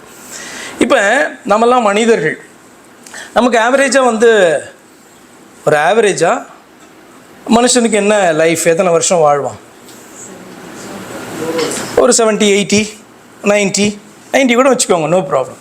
இப்போ ஆமாம், ஒரு மனுஷனுடைய லைஃப் இத்தனை வருஷங்கள், ஒரு 80 வருஷம் 90 வருஷம்னு வச்சுக்கோங்களேன். பலத்தின் மிகுதியால் 70 அதை வச்சு சொல்கிறீங்களா? அப்படிலாம் இல்லை, சரியா? அதனுடைய மீனிங் அது அல்ல. எனிஹோ, ஒரு மனுஷனுக்கு 90 வயசுனே வச்சுக்கோங்களேன். ஓகே, 100 வயசு பத்தலையா? 100 சரி, 100 வயசு 100 வயசு சரி, 100 வயசுனே வச்சுக்கோங்க. இந்த லைஃபோட ஒரு பூனுடைய லைஃப்பை நீங்கள் கம்பேர் பண்ணுங்களேன். பூ இருக்கு இல்லையா, தலையெல்லாம் வச்சுக்கிறாங்களே ஸ்திரீகள், இல்லை உங்கள் வீட்டில் தோட்டத்தில் இருக்கல அந்த பூ, இதுக்கு எவ்வளோ லைஃப் இருக்கும்? எப்படி? 1 டே தான் இல்லை மேக்ஸிமம். நீங்கள் ஃப்ரிட்ஜில் வச்சு யூஸ் பண்ணிங்கனாலும் அந்த ஃப்ரெஷ்னஸ் போயிடும். அதுக்கப்புறம் அது வாடி போயிடும்ல, அதுக்கப்புறம் கருக ஆரம்பித்தோம். அப்போது ஒரு மனிதனுடைய இந்த லைஃப்பையும் இந்த பூண்டு, அதாவது இந்த பூவினுடைய லைஃப்பையும் நீங்கள் கம்பேர் பண்ணிங்கன்னா கம்பேர் பண்ணவே முடியாத அளவுக்கு அது காணப்படுது இல்லையா? அதே ஆண்டவர் எதற்கு கம்பேர் பண்ணுறாரு அப்படின்னு சொன்னால், ஒரு மனுஷனுடைய வாழ்க்கை ஒரு புல்லை போல ஒரு பூவை போல காணப்படுச்சுன்னா, நித்திய ஜீவனை பெற்றுக்கொண்டதான ஒரு மனுஷனுடைய லைஃப்பை நீ கம்பேர் பண்ணவே முடியாது. பரலோக ராஜ்யத்தில் ஒரு மனுஷன் பிரவேசித்தானா அவனுடைய லைஃப்பையும், இந்த பூமியிலே இருந்துட்டு பரலோக ராஜ்யத்தில் பிரவேசிக்காதபடி அறுப்புண்டு போகிறதான துன்மார்க்கனுடைய லைஃப்பையும் நீ என்ன பண்ண முடியாது? தேவனுடைய பிள்ளையாக மாறி பரலோக ராஜ்யத்தில் பிரவேசிக்கிற அவனும் மனுஷன்தான். இந்த பூமியிலே ஆண்டவரை ஏற்றுக்கொள்ளாதபடி, கீழ்ப்படியாதபடி, ரட்சிப்பை விரும்பாதபடி, சத்தியத்தை அலட்சியம் பண்ணுகிறதான அவனும் மனுஷன்தான். அவனுடைய லைஃப்பை நீ என்ன பண்ண, நித்திய ஜீவனை பெறுகிற மனுஷனுடைய லைஃபோட கூட கம்பேர் பண்ணாத. நீ அவனை பார்த்து பொறாமப்படுறதுக்கும் எரிச்சல் அடையிறதுக்கும் he is not worthy.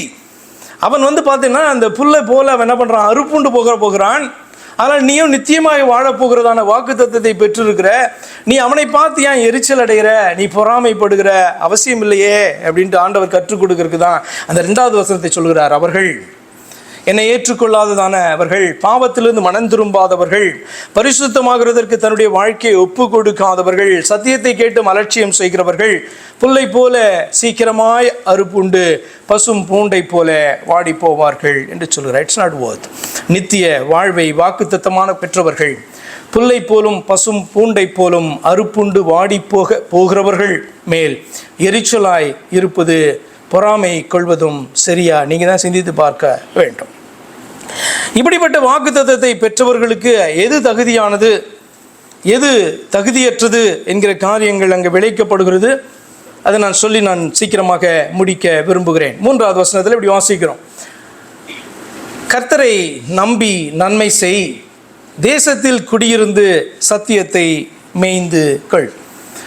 அப்போ வாக்குத்தத்தத்தை பெற்றிருக்கிறவர்கள் பொறாமை கொள்வதை பார்க்கலும், எரிச்சல் அடைவதை பார்க்கலும், எரிச்சல் அடைவது நிமித்தமாக பொல்லாப்பு செய்கிறதற்கு ஏதுவான காரியத்தை செய்வதை பார்க்கலாம். எது அவர்களுக்கு தகுதியானது என்று சொல்லப்பட்டிருக்கு? என்னன்னா, கர்த்தரை நம்பி நன்மை செய்தல்.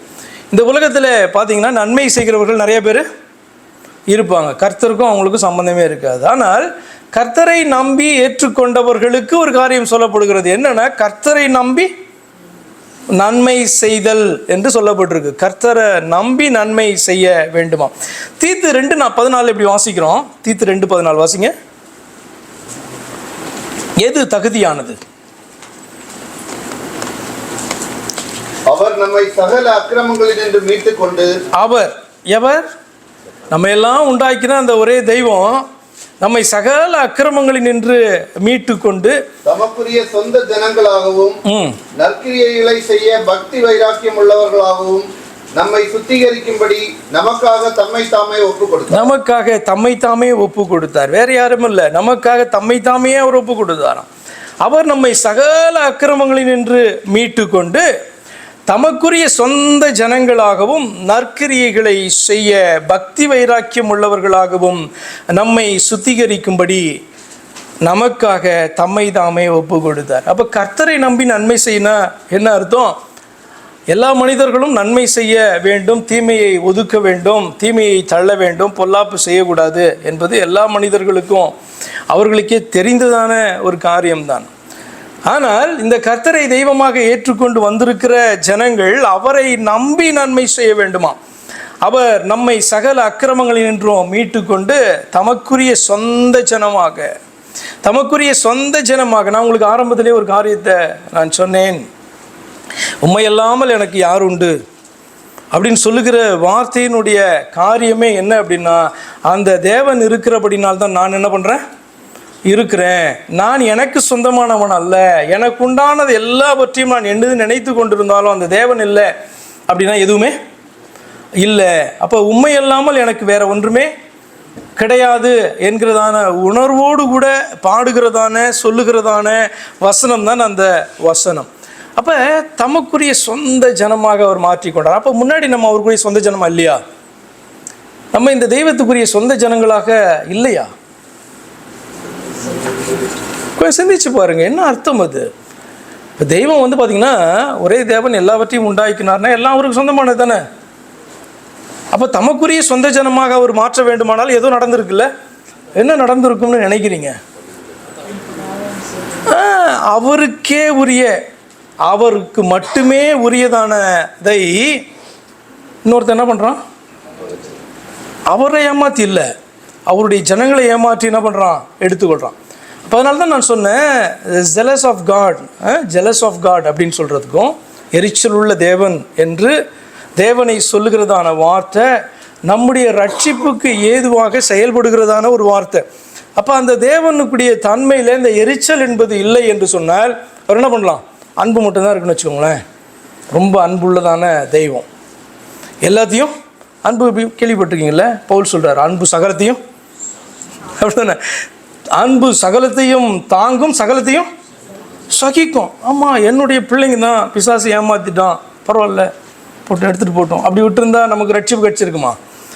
அவருக்கு சொந்தமானது பார்த்தீங்க அப்படின்னு சொன்னால் அபகரிக்கப்படும் பொழுது, அவருக்கு சொந்தமானது இன்னொருவனால் எடுத்துக்கொள்ளப்படும் பொழுது அந்த தேவன் அதை பார்த்து கொண்டிருக்கிறதற்கு எரிச்சல் இல்லை, அவருக்கு எரிச்சலே வரல அப்படின்னா அவருக்கு சொந்தம்னே அவர் நினைக்கல அப்படின்னு அர்த்தம். அப்போ தேவன் எரிச்சல் உள்ளவராய் காணப்பட்டபடினாலே தமக்கு சொந்தமானதை அபகரித்து கொண்டதான அவனுடைய கரத்திலிருந்து நம்மை மீட்டெடுப்பதற்காக அவர் ஒரு காரியத்தை செய்ததுதான் ரட்சிப்பு. ரட்சிப்பின் சீக்ரெட் புரியுதா? அதுதான் வார்த்தை தான் சொல்லுகிறது. என்ன அப்படின்னா, அவருக்கு சொந்தமானது தான் எல்லாமே, ஆனால் அவருக்கு சொந்தம் இல்லை என்று சொல்லி இன்றைக்கு அபாவனும் எனக்கு சொந்தமானது என்று எடுத்துக்கொள்ளும் பொழுது கர்த்தர் அதற்கெல்லாம் ஒரு நாள் என்ன பண்ணியிருக்காரு, வைத்திருக்கார். ஏன் நீங்களாம் பாக்கியசாலிகள் என்று சொன்னால் இந்த வசனத்தினுடைய அர்த்தத்தை அறிந்தபடினாலே. தீத்து 2:14 சொல்லுகிறது, அவர் நம்மை சகல அக்கிரமங்களின்றி மீட்டு கொண்டு தமக்குரிய சொந்த ஜனமாக, அவருக்குரிய ஜனமாய் காணப்பட்டவர்கள் எல்லாரும் பார்த்தீங்க அப்படின்னா அவரை விட்டு தூரமாய் போன போது அவர் ஒரு காரியத்தை செய்து திரும்பவும் தன்னுடைய சொந்த ஜனமாக மீட்டு கொண்டதான செய்கை தான் பரலோகத்தின் தெய்வம் அந்த கீழே பூமியில் இறங்கி வந்து ரத்தம் சிந்தினதான ஒரு மாம்ச சரீரத்திலே காணப்பட்டு ரத்தம் சிந்தினதான காரியம். நற்கிரியைகளை செய்ய இப்படி சொந்த ஜனங்களாக மாற்றி நற்கிரியைகளை செய்கிறதற்கு பக்தி வைராக்கியம் உள்ளவர்களாக மாற்றி இருக்கிறாராம். அதனால்தான் சங்கீதக்காரன் சொல்றாரு, கர்த்தரை நம்பி நன்மை செய். இந்த கர்த்தரை தெய்வமாய் ஏற்றுக்கொண்டிருக்கிறாய் அல்லவா, அவரை நீ நம்புகிறபடினாலே நன்மை செய். அந்த நன்மை வந்து பார்த்தீங்கன்னா நற்கிரியை, வேதத்தில் நற்கிரியையாக அது பார்க்கப்படுகிறது. அப்போ எது வந்து தகுதியானது என்று சொன்னால் இதுதான். கர்த்தரை ஏற்றுக்கொண்ட ஜனம் வந்து கர்த்தர் மேலே வைக்கிற நம்பிக்கை நிமித்தமாக, விசுவாசத்தின் நிமித்தமாக நீ என்ன பண்ணணும், கர்த்தருடைய பிள்ளையாக நடக்கணும், நற்கிரியை செய்கிறதா. அடுத்தது பார்த்தீங்கன்னா, தேசத்திலே குடியிருக்கிற நாட்களில் என்ன வாசிக்கிறோம், தேசத்தில் குடியிருந்து சத்தியத்தை மேய்ந்து கொள்ளனா என்ன அர்த்தம், தேசத்திலே குடியிருந்து சத்தியத்தை மேய்ந்து கொள் அப்படின்னா என்ன அர்த்தம், எப்படி?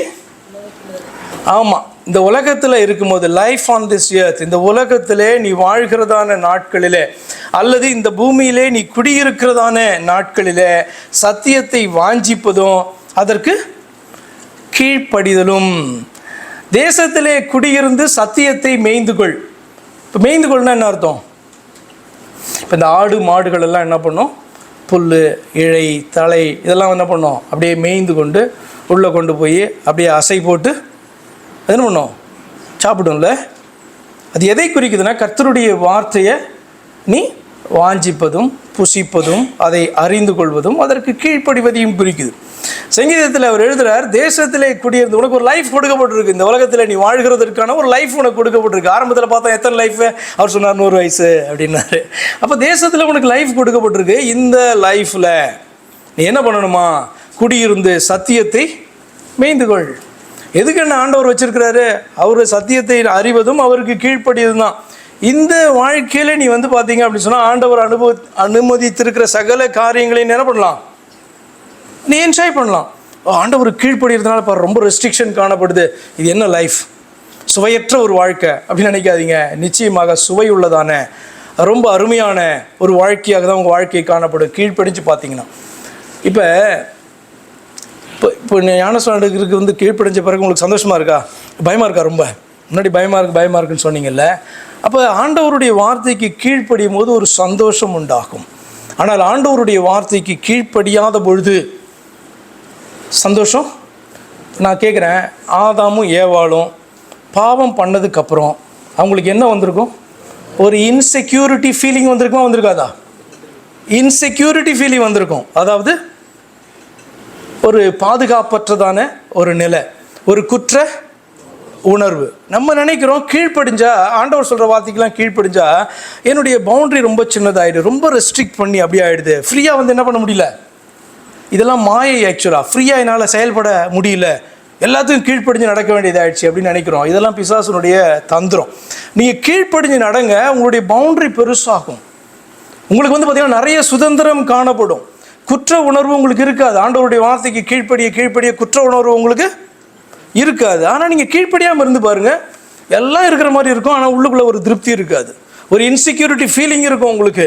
அப்போ கீழ்ப்படிதல் என்பது முக்கியம். என்ன சொல்லிக் கொடுக்குறார், தேசத்தில் குடியிருந்து சத்தியத்தை மேய்ந்து கொள். இந்த தேசத்திலே குடியிராத ஒரு நாள் உண்டு, இந்த தேசத்தை விட்டு மறைந்து போகிற அப்படின்னா அர்த்தம், அந்த பூமியை விட்டு மறைந்து போகிற ஒரு நாள் உண்டு, அந்த நாளில் நீ சத்தியத்தை மேய்ந்து கொள் என்று வசனம் உன்னை பார்த்து சொல்லாது. நீ இதை எடுத்து வாசிக்கவும் முடியாது, நான் வந்து உங்களுக்கு சொல்கிறதான பிரசங்கமும் உங்களுக்கு புரிய போகிறது கிடையாது. ஒரு மனிதன் இந்த பூமியிலே வாழ்ந்து கொண்டு இருக்கிற உயிரோடு இருக்கிற நாள் மட்டும்தான் இந்த வசனம் வந்து பார்த்திங்கன்னா அவனை நோக்கி வரும். என்னென்னா, தேசத்திலே குடியிருந்து வாழ்ந்து கொண்டிருக்கிற நீ சத்தியத்தை மேய்ந்து கொள். சத்தியம் எங்கே இருக்குது, எது சத்தியம் என்பதை அறிந்து மேய்ந்து கொள் அப்படின்னு சொன்னால் அதை உட்கொண்டு, அதாவது அதை ஏற்றுக்கொண்டு அதற்கு கீழ்ப்படி. இப்போ இதுதான் வந்து தகுதியான காரியம்.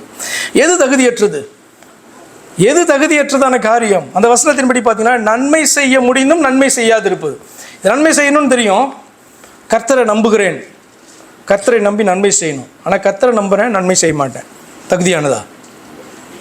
இல்லை.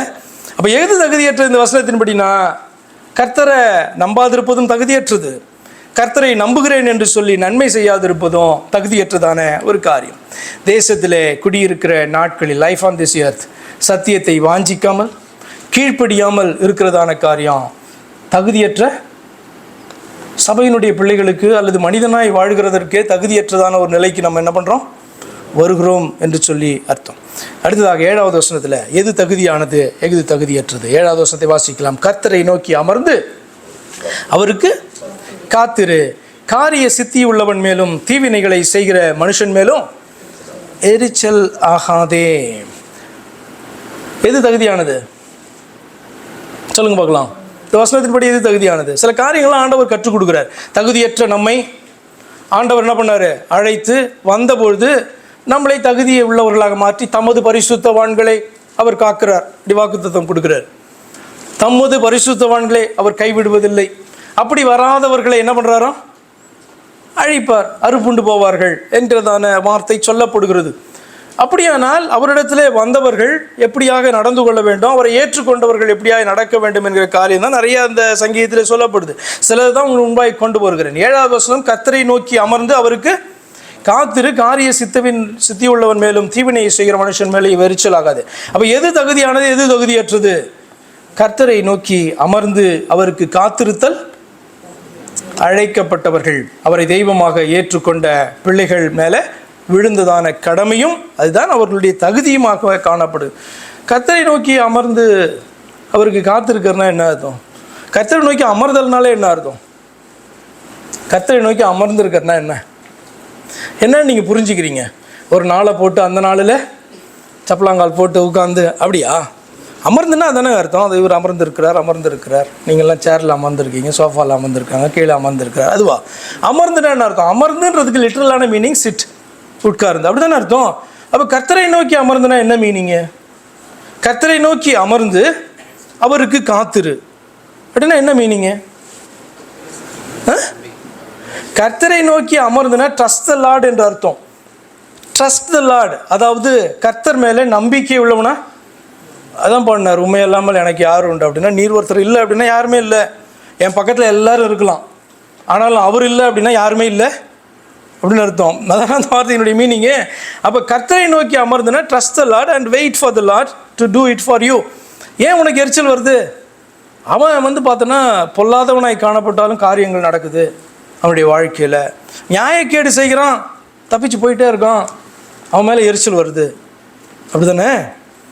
அப்போ ஆண்டவர் சொல்கிறாரு, யூ கர்த்தரை நோக்கி அமர்ந்துரு, you trust the Lord and wait for the Lord to do it for you அப்படின்றது அந்த வார்த்தையினுடைய அர்த்தம். அப்போ கர்த்தரை நோக்கி அமர்ந்து அவருக்கு காத்திரு என்று சொன்னால், அவர் மேலே நம்பிக்கை உள்ளவனாக நீ காணப்பட்டு, நீ உன்னுடைய வழிகளிலே காரியத்தை ஒரு பொல்லாதவன் செய்கிறதைப் போல நீ சாதிக்காதே, கர்த்தர் காண்பிக்கிற வழியில் நீ அந்த காரியத்தை நிறைவேற்று. ஏன்னா காரிய சித்தி உள்ளவன் மேலே, தீவினைகளை செய்கிற மனுஷன் மேலே நீ எரிச்சல் ஆகாதே அப்படின்ட்டு பார்த்தீங்கன்னா சொல்லப்பட்டிருக்கு. இதன் அடிப்படையில் எது தகுதியற்றது? காரிய சித்தி உள்ளவன் மேலும் தீவினைகளை செய்கிற மனுஷன் மேலும் எரிச்சல் ஆகிறதான காரியம். இது வந்து ரொம்ப நேச்சுரலாக வருகிறதான காரியம். காரிய சித்தி உள்ளவன் மேலேயும் தீவினைகளை செய்கிற மனுஷன் மேலேயும் எரிச்சல் உண்டாகிறது வந்து பார்த்திங்கன்னா இயற்கையாக, அதாவது நம்முடைய ஜென்ம ஸ்மாவத்திலே வருகிறதான ஒரு காரியம். ஆண்டவர் சொல்கிறாரு, வேண்டாம், இட்ஸ் நாட் ஒர்த், இது வந்து அர்த்தமற்ற அவசியமற்ற ஒரு காரியமாக இருக்குது அப்படி சொல்கிறார். காரிய சித்தி உள்ளது தவறா? காரிய சித்தி உள்ளவன் என்றதான ஒரு காரியம் வந்து தவறா சரியா?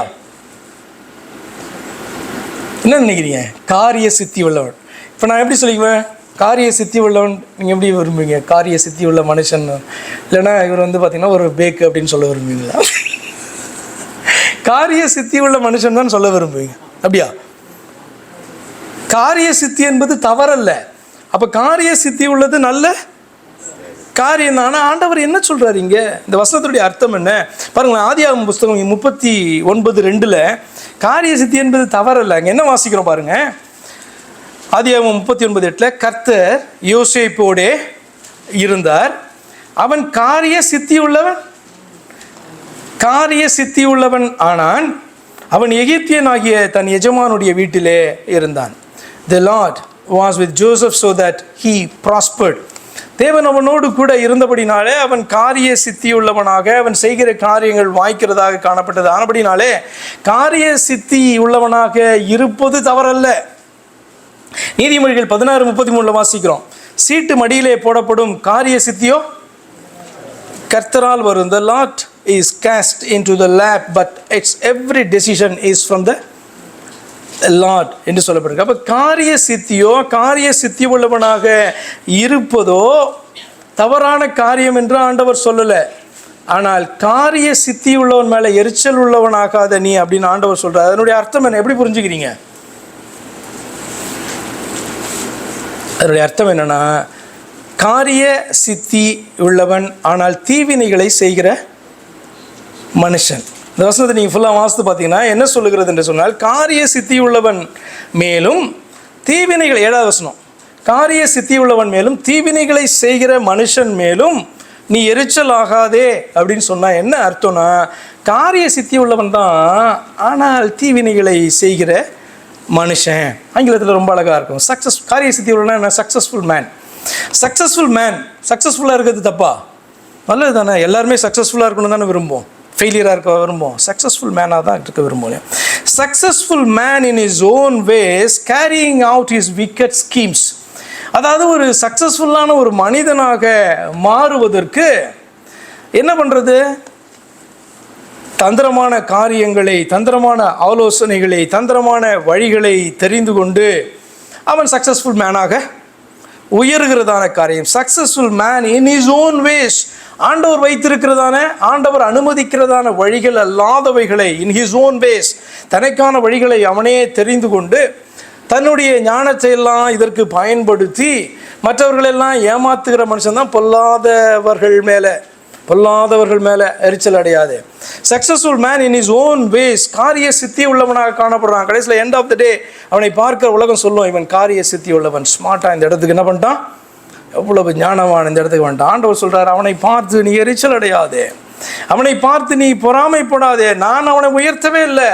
He chose his own ways and he succeed in this world.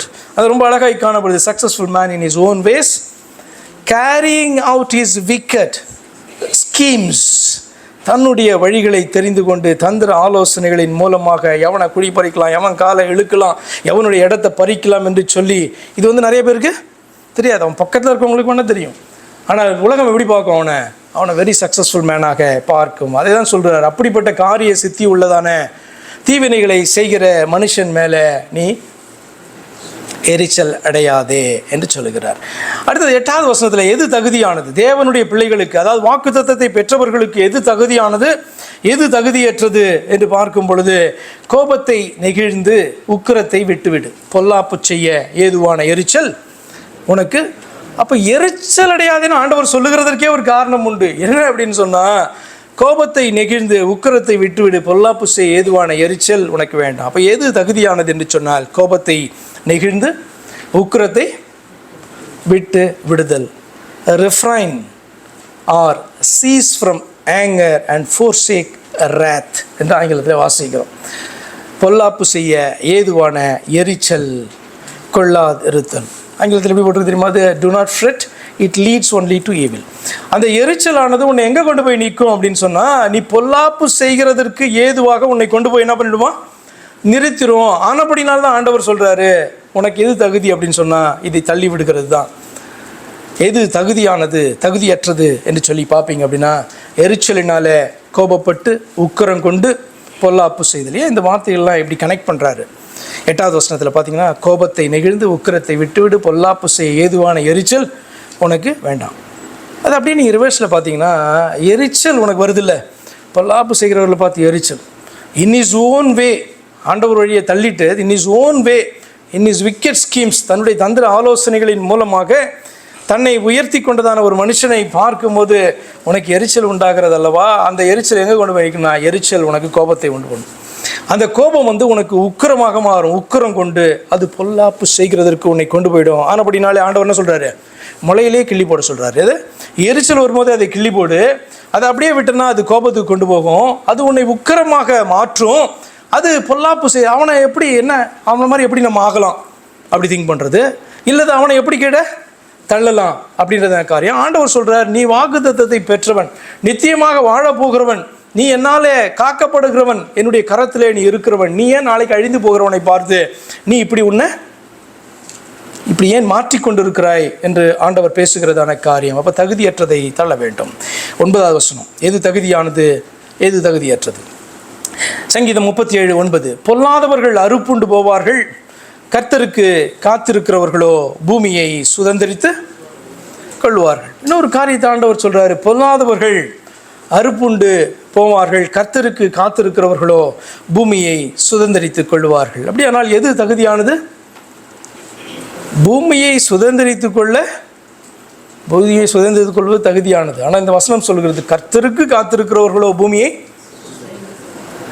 அப்போ எது தகுதியானது என்று சொன்னால், பூமியை சுதந்திரித்து கொள்ள கர்த்தருக்கு காத்திருக்கிறதான காரியம் தான் தகுதியானதான காரியம். To you understand that? அது புரியுதா உங்களுக்கு? ஏதாவது சங்கீதத்தில் அவர் சொல்கிறாரு, கர்த்தருக்கு காத்திருக்கிறவர்களோ பூமியை சுதந்திரித்துக் கொள்வார்கள். 100 தான் கேட்டீங்க நீங்கள், இதிலே ஒரு 1000 கொடுத்துட்டா போதுமா? நல்லா இருக்கும். 1000க்கு அப்புறம் போயிடுவாங்க. அப்படி தானே? 1000 வருஷம்னாலும் பார்த்தீங்கன்னா 1000 வருஷத்துக்கு போயிட போகிறாங்க. இப்போ 1000 வருஷம்னா என்ன, 100 முன்னாடி ஒரு 15 ஜென்ரேஷனுக்கு முன்னாடி இருக்கிறவன் இன்றைக்கும் வாழ்ந்து கொண்டு இருந்தானா ஒரு 1000 வருஷம் முடிஞ்சிருக்கும்ல. ஆனால் இன்றைக்கி போயிட்டு தானே ஆகணும். புரியுதா? அது நித்திய ஜீவன் கிடையாது. 100 வருஷமோ 1000 வருஷமோ 2000 வருஷமோ அது நித்திய ஜீவன் கிடையாது. என்றைக்குமே பார்த்திங்கன்னா ஆண்டவர் உங்களை உயிரோடு எழுப்பும் பொழுது, உங்களை மறுரூபப்படுத்தும் பொழுது, புதிய சரீரத்தை நீங்கள் பெற்றுக்கொள்ளுகிறதான அந்த வேளையில் நீங்கள் என்றென்றைக்கும் பார்த்திங்கன்னா அழிக்கப்படாதபடிக்கு வாழ்கிறதான வாழ்க்கை தான் பார்த்திங்கன்னா நித்தியம் என்கிறதான காரியம். அப்போ கர்த்தருக்கு காத்திருக்கிறவர்களோ பூமியை சுதந்திரித்துக் கொள்வார்னா என்ன? இதில் சுவிசேஷம் அடங்கி இருக்கிறது. கர்த்தருக்கு காத்திருக்கிறவர்களோ பூமியை சுதந்திரித்துக் கொள்வார். திரும்ப சொல்கிறேன், இந்த பூமி கிடையாது. ஏன்னா இந்த பூமியை நீங்கள் சுதந்திரித்துக் கொள்ள போறீங்கன்னு நினச்சிங்க அப்படின்னா, இந்த பூமி எத்தனை வருஷம் இருக்கும்னு இப்போயே நீங்கள் பார்த்தீங்கன்னா, நீங்கள் பயங்கர சயின்டிஸ்ட்னு வச்சுக்கோங்களேன். பாரு, அதுக்கு குளோபல் வார்மிங்லாம் வருது பாரு, ஐஸ் எல்லாம் அட்லாண்டிக்கில் கரைய ஆரம்பிக்குது. எப்போ இந்த பூமி அழியணும் தெரியாது, ரொம்ப குயிக்காக அழிஞ்சிடும். ஏன்னா முன்னாடி இருந்ததானே ஒரு 200 வருஷத்துக்கு முன்னாடி இருந்ததான சுச்சுவேஷன் கூட கிடையாது. ரொம்ப குயிக் அப்படின்னு அவன் என்ன பண்ணான், சயின்ஸ் படி சொல்கிறான். பைபிள் சொல்லுது நிச்சயமாக அழியும். இந்த பூமி நிச்சயமாக அக்கினிக்கீரையாக வைக்கப்பட்டிருக்கு, அதில் ஒன்றும் சந்தேகமே கிடையாது. ஆனால் இன்றைக்கி தான் நாளைக்கு தான்ட்டு நீ டென்ஷன்லாம் ஆகாத. கர்த்தர் என்னைக்கு அழிக்க போகிறாரோ அன்றைக்கி அப்படி சொல்லப்பட்டிருக்கா இல்லையா? அப்போ கர்த்தருக்கு காத்திருக்கிறவர்கள் பூமியை சுதந்திரித்துக் கொள்வார்கள் என்று சொன்னால், இந்த பூமியை அல்ல, தேவன் உண்டாக்குகிறதான புதிய பூமியை அவர்கள் சுதந்திரித்துக் கொள்வார்கள். அது யார் தான்? கர்த்தருக்கு காத்திருக்கிறவர்கள் தான். ஒரு வசனத்தை வாசிக்கலாம். தீத்து 2ஆம் அதிகாரம் 13வது வசனத்தை வாசிக்கலாம். முன்பாக 14 வாசித்தோம். கர்த்தருக்கு காத்திருக்கிறவர்கள் பூமியை சுதந்திரித்துக் கொள்வார்கள்னா என்ன அர்த்தம்? தீத்து 2:13, நாம் நம்பியிருக்கிற ஆனந்த பாக்கியத்துக்கும். நம்பிக்கை இருக்கா? நமக்கு நம்பிக்கை இருக்குல்ல? என்ன நம்பிக்கை? ஒரு நாள் இந்த பூமியை விட்டு போயிடுவேன். ஆனால் ஆண்டவர் என்ன பண்ணுவார்? என்ன எழுப்புவார். எழுப்பின பிறகு நியாய தீர்ப்பில் நான் அழிக்கப்பட மாட்டேன், பரலோக ராஜ்யத்துக்கு அதுதானே. புரிஞ்சுதா? நம்பிக்கை புரிஞ்சுதா? என்னென்னு கீழே குடிஞ்சிட்டே இருந்தா அப்படி நம்பி ஆனந்த பாக்கியம் உண்டா? இது நினைக்கும் போது ஆனந்த பாக்கியமா இல்லையா? சந்தோஷம் தானே? இது நினைக்கும் போதே ஆனந்த பாக்கியமா தான் சொல்லுகிறார். வாசிக்கலாம். நாம் நம்பி இருக்கிற ஆனந்த பாக்கியத்திற்கும் மகாதேவனும். யாரு மகாதேவன்? யாரு? என்ன சொல்றாரு அவரு? எழுதுறவர் என்ன சொல்ற? மகாதேவனும் நமது மகாதேவனும் நம்ம ரட்சகருமாகிய யார் இவரு சொல்றாரா? சொல்கிறாருல, பேரெல்லாம் போட்டு சொல்கிறாரு. மகாதேவன், அவர் நம்மளை ரட்சிக்கிறதுக்கு வந்தார். அவர் பேர் என்ன? இயேசு கிறிஸ்து. இவனுடைய மகிமையின் பிரசன்னமாகுதல். இயேசு கிறிஸ்து மகிமையோடு இறங்கி வந்தாரா இந்த பூமிக்கு?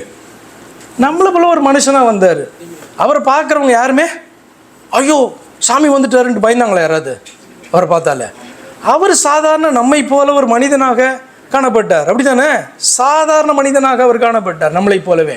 அப்புறம் யார் வேணால் பார்க்கலாம், யார் வேணால் அவர்கிட்ட பேசலாம், ரொம்ப க்ளோஸாக இருந்தால் கிள்ளி பார்க்கலாம், தொட்டு பார்க்கலாம், இல்லையா? சாதாரண மனிதனாய் காணப்பட்டார். மகிமையோடு கூட, தேவனுடைய மகிமையோடு கூட அவர் செய்கிற அற்புதங்களில், அவருடைய பேச்சில் தேவனுடைய மகிமை வெளிப்பட்டது. அது எல்லாருக்கும் புரியுமா? பேச்சில் தேவனுடைய மகிமையை தெரிஞ்சிருமா? அற்புதத்தில் பார்த்தீங்கன்னா தேவனுடைய மகிமையை அவர் வெளிப்படுத்தினார். அதாவது தான் தான் தேவன் என்பதை வெளிப்படுத்தினார். அது எல்லாருக்கும் புரிஞ்சிருமா? இவன் ஏதோ மேஜிக் பண்ணுறான், இவன் ஏதோ இது பண்ணுறான், இல்லைன்னா இவனுக்கு இந்த பவர்லாம் எங்கேருந்தோ வந்திருக்கு, இவன் செய்யறான், அப்படி தானே சொல்லுவாங்க. அப்போ சத்தியத்தை அவர் பேசும் பொழுது தேவனுடைய மகிமை வெளிப்படுது. அதாவது தான் தேவன் என்பது வெளிப்படுகிறது. ஏனென்று சொன்னால் அவர் வேறு இடத்துல, இப்போ நான் உங்கள்கிட்ட சத்தியத்தை பேசுகிறேன், அல்லது எந்த பாஸ்டர் சத்தியத்தை பேசினாலும் தேவனுடைய சத்தியத்தை பெற்று பேசுகிறார்களே ஒழிய அவர்களே சத்தியம் கிடையாது. அப்படி தானே? இப்போ தேவன் பார்த்தீங்கன்னா சத்தியம். இயேசு கிறிஸ்து சொல்கிறாரு, சத்தியம்னா நான் தான்ப்பா அப்படின்றார். அவர் பேசுகிற வார்த்தைகளை மாத்திரமல்ல, சத்தியம்னாலே நான் தான் அப்படின்னு நான் சொன்னார் இல்லையா? அப்போ அவர் பேசுகிறதான அந்த பேச்சில் அவர் தேவன் என்பது வெளிப்படுகிறது. அவர் செய்கிறதான கிரியைகளிலே அவரை அன்றி வேறொரு தேவன் இல்லை என்பது வெளிப்படுது. ஆனால் பார்த்தா பிசாசெல்லாம் விரட்டிட்டு வியாதியஸ்தெல்லாம் சுகமானதுக்கப்புறம் பார்த்தா இயேசு கிறிஸ்து அதே மாதிரி தான் இருக்கார், வேறு வித்தியாசமானு தெரில. அப்படிதானே? ஆனால் இந்த வசனம் அப்படி சொல்லலை. என்ன சொல்லுகிறது? மகாதேவனும் நமது ரட்சகருமாகிய இயேசு கிறிஸ்துனுடைய மகிமையின் பிரசன்னமாகுதல். அதாவது தேவன் தேவனாகவே இறங்கி வருகிறதான, பிதா பிதாவாகவே இறங்கி வருகிறதான. ஃபர்ஸ்ட் எப்படி தான் வந்தார்? பிதா குமாரனாக வந்தார். பிதா மாம்ச சரீரத்திலே வெளிப்பட்டார். ஏனென்றால் இரத்தத்தை நமக்காக சிந்த வேண்டும். தெய்வமானபடினாலே அந்த சரீரத்தை எழுப்பி காண்பித்தார். நம்புறீங்களா? நம்பினால் அவருக்காக காத்திருப்போம். என்ன காத்திருப்போம்? நாம் நம்பி இருக்கிற ஆனந்த பாக்கியத்துக்கும் பரலோக ராஜ்யத்தில் போவோம், நித்தியத்தை பெற்றுக்கொண்டோம். மகாதேவனும் நமது இரட்சகருமாகிய இயேசு கிறிஸ்துடைய மகிமையின் பிரசன்னமாகுதலுக்கும் எதிர்பார்த்து கொண்டிருக்கும்படி போதிக்கிறது. அப்போ கர்த்தருக்கு காத்திருக்கிறன்னா என்ன அர்த்தம்? கர்த்தர் யார் என்பதை அறிந்து, ரட்சிப்பின் பாதை இது என்றே உணர்ந்து, அவருடைய நாமம் இதுதான் என்று புரிந்து கொண்டு, அவருடைய நாமத்தையே தொழுது கொண்டு, அவர் திரும்பவும் மகாதேவனாக இறங்கி வருகிறதான நாளுக்காக ஆவலோடு காத்திருக்கிறதற்கு பேர் என்ன? கர்த்தருக்கு காத்திருக்கிறதான காரியம். அப்போ கர்த்தருக்கு காத்திருக்கிறவர்கள் பூமியை சுதந்திரித்துக் கொள்வாங்க. எந்த பூமியை? நான் இருக்கிறதான இந்த பூமியவா? பேதுரு சொல்லுகிறார் தன்னுடைய 2வது நிருபம் 3வது அதிகாரம் 12-13 வசனத்தில். பேதுரு 2 பேதுரு 3:12-13. தேவனுடைய நாள். யாருடைய நாள்? எத்தனை தேவன்? ஷோரா? தேவனுடைய நாள் சீக்கிரமாய் வரும்படிக்கு மிகுந்த ஆவலோடே காத்திருங்கள். ஒரு மனிதனாக கண்டதான இயேசு கிறிஸ்து திரும்பவும் வருகிறதான அந்த நாளுக்காக நீங்கள் மிகுந்த ஆவலோடே காத்திருங்கள். காத்திருக்கிறோமா? வந்தார்னா எல்லாம் அழிஞ்சிருமே. நாளைக்கு வரேன்னு சொன்னால் இன்றைக்கி திருந்திடலாமே. அடுத்த வாரம் வரேன்னு சொன்னார்னா இந்த வாரம் ஞானஸ்நானம் எடுத்துடலாமே. அப்படியா? நான் இதுக்கு மட்டும்தாங்க கீழ்ப்படியில. அப்போ இதுக்கு கீழ்ப்படி இருக்க அவர் ஒரு டேட்டை குறிச்சார்னா நான் என்ன பண்ணுவேன்? அதுக்கு முன்னாடி எடுத்துருவேன். நினைக்கலாமில்ல? நினைக்கலாமா? நினைக்க முடியாதா? நினைக்கலாம். ஏன்னா கீழ்ப்படியிலனா பரலோக ராஜ்யத்தில் பிரவேசிக்க முடியாதுன்னு தெரியும். அப்படியானால் ஆண்டவர் வருகிற நாளை எனக்கு சொல்லுவாரானால் நான் அதற்கு முன்பாக என்ன பண்ணுறேன்? அது கீழ்ப்படிஞ்சிடறேன் அந்த காரியத்துக்கு என்று நம்ம நினைக்க முடியும் அல்லவா? ஆண்டவர் சொல்லுகிறார் பாருங்க, தேவனுடைய நாள் சீக்கிரமாய் வரும்படிக்கு மிகுந்த ஆவலோடைய காது. எப்போதான் நீங்கள் காத்திருக்க முடியும்? குற்ற உணர்வு என்கிட்ட இல்லை. நான் ஒரு பாவியாக இருந்தேன், ஆண்டவருக்கு விரோதமான பகைஞனாக இருந்தேன், அவருக்கு விரோதமான சத்துருவாய் துரோகியாக இருந்தேன். அவருடைய வார்த்தை என்னை நோக்கி கடந்து வந்தபோது சத்தியம் என்று அறிந்து கொண்டேன். நான் இன்னைக்கு என்ன பண்ணுறேன்? கீழ்ப்படுகிறேன் என்று சொல்லி நீங்கள் ஆண்டவருக்கு கீழ்ப்படிந்து உங்களை ஒப்பு கொடுத்து நீங்கள் பாவ மன்னிப்பை பெற்றுக்கொள்வீர்கள் என்று சொன்னால் அதுக்கு பேர் தான் அது மனம் திரும்புதல்.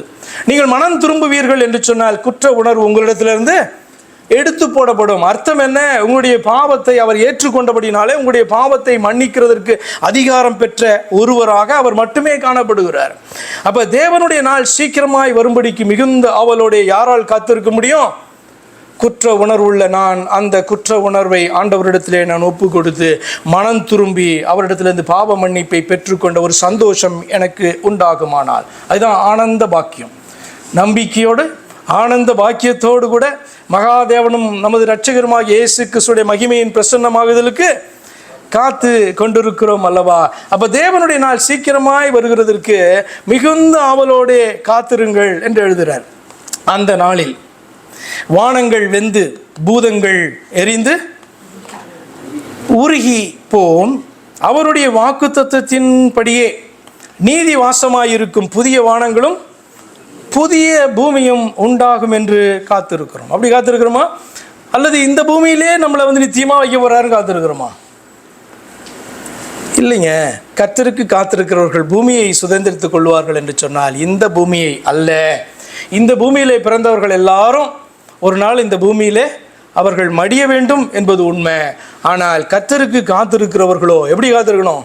மகாதேவனும் நமது இரட்சகருமாகிய இயேசு கிறிஸ்துவுடைய மகிமையின் பிரசன்னமாகுதலுக்கு ஆனந்த பாக்கியத்தோடு கூட நம்பிக்கையோடு கூட காத்து எதிர்பார்த்து கொண்டிருக்கிறீர்கள் என்று சொன்னால் சங்கீதத்திலே அவர் எழுதுகிறாரு, கர்த்தருக்கு காத்திருக்கிறவர்களோ பூமியை சுதந்திரித்து கொள்ளுவார்கள் என்றதான அந்த வாக்கு தத்தத்தின் பிள்ளைகளாக நீங்கள் காணப்படுறீங்க. பேதுரு பின்பாட்களில் விளக்குறாரு, இந்த பூமி இல்லைப்பா, புதிய பூமி உண்டாகும், அதுக்காக காத்திருக்கிறோம் என்று சொல்லுகிறார். இதுதான் தகுதியான காரியம். எது தகுதியற்றது? அறுப்புண்டு போகிற பொல்லாதவர்களின் வாழ்க்கையை கண்டு எரிச்சல் அடைவதும் பொறாமை கொள்வதும் அர்த்தமற்ற தகுதியற்றதான. உனக்கு தகுதி இல்லை. எப்போ இது ஓகே அப்படின்னா, நீ வெளியில் இருக்கும்போது, நீ தேவனுடைய பிள்ளைகளாக இல்லாது இருக்கும் பொழுது, இப்படிப்பட்ட ஜனங்களை பார்க்கும் பொழுது நீ அவர்கள் மேலே எரிச்சல் கொண்டு பொறாமை கொண்டு, பார் அவன் மட்டும் இப்படி உயர்ந்துட்டான், அவன் மட்டும் பார்த்தீங்கன்னா ஸ்மார்ட்டாக இருக்கிறான், நானும் இப்படி ஆயிடலாம் அப்படின்னு அவனை பார்த்து நீ பொறாமைப்படுகிறது உனக்கு வர்த்தி. ஏனென்று சொன்னால் நீ தேவனுடைய பிள்ளையாக மாறலாம். ஆனால் தேவனுடைய பிள்ளையாக மாறின பின்பு உனக்கு பார்த்தீங்கன்னா அப்படி வெளியில் இருக்கிறவனை பார்த்து அவனுடைய உயர்வை கண்டு எந்த வழியிலையும் அவன் மேலே வந்தாலும் பரவாயில்ல, நானும் அப்படி வரேன்னா என்ன பிரயோஜனம்? நீ தேவனுடைய பிள்ளையாக மாறி உனக்கென்று அவர் வழிகளை ஆயத்தப்படுத்தி இருக்கும்போது நீ ஒரு ஏழையாக கூட இருக்கலாம், உனக்கு ஒன்றுமே இல்லாத இருக்கலாம், ஆனால் உனக்கு ஒரு சமாதானம் காணப்படுதில்ல. ஒரு நாள் அவன் அறுப்புண்டு போவதை நான் காண்பேன், ஆனால் நான் நித்தியமாக இருப்பேன் என்கிற நம்பிக்கையோடு கூட வாழ்ந்து கொண்டு இருக்கிறாய். ஒரு நாள் பார்ப்ப பூமியும் இந்த வானமும் அழிந்து போகும் பொழுது நீ அதிலே காக்கப்படுவதை, மறுரூபம் ஆவதையும் அவர்கள் அழிக்கப்படுவதையும் நீ காண்பிய. ஆனால் அவனை பார்த்து பொறாமப்பட்டு இருக்கிய. அப்படி நீ அப்படியாக அவனைப் போல வாழ்ந்து என்ன நீ பெறப்போகிறாய் என்கிறபடினால்தான் ஆண்டவர் என்ன ஆலோசனை தராது? பொல்லாதவர்களை பார்த்து எரிச்சல் அடையாதே, நியாயக்கேடு செய்கிறவர்கள் மேலே பொறாமை கொள்ளாதே. இது அன்வர்தி ஃபார் யூ. ஏனென்று சொன்னால் வேறொரு காரியத்துக்காக நான் உன்னை தகுதிப்படுத்தி இருக்கிறேன் என்கிறதான காரியம். கண்களை மூடுவோம், அப்படியே நம்மை தாழ்த்தி ஒப்பு கொடுப்போம். இன்றைக்கி அநேக காரியங்களை திரும்பவும் கீழ்ப்படிதலை குறித்து நாம் பார்த்தோம். ஒவ்வொரு வாரமும் ஆண்டவர் ஏதாவது ஆலோசனைகளோடு கூட தான் நம்மளோட கூட பேசி கொண்டு இருக்கிறார். அந்த ஆலோசனையை அவர் கொடுப்பதற்கு கூட ஒரு காரணம் அதில் காணப்படுது என்பதெல்லாம் உணர்ந்திருக்கிறோம். நம்மளை அப்படியே ஒப்பு கொடுப்போம்.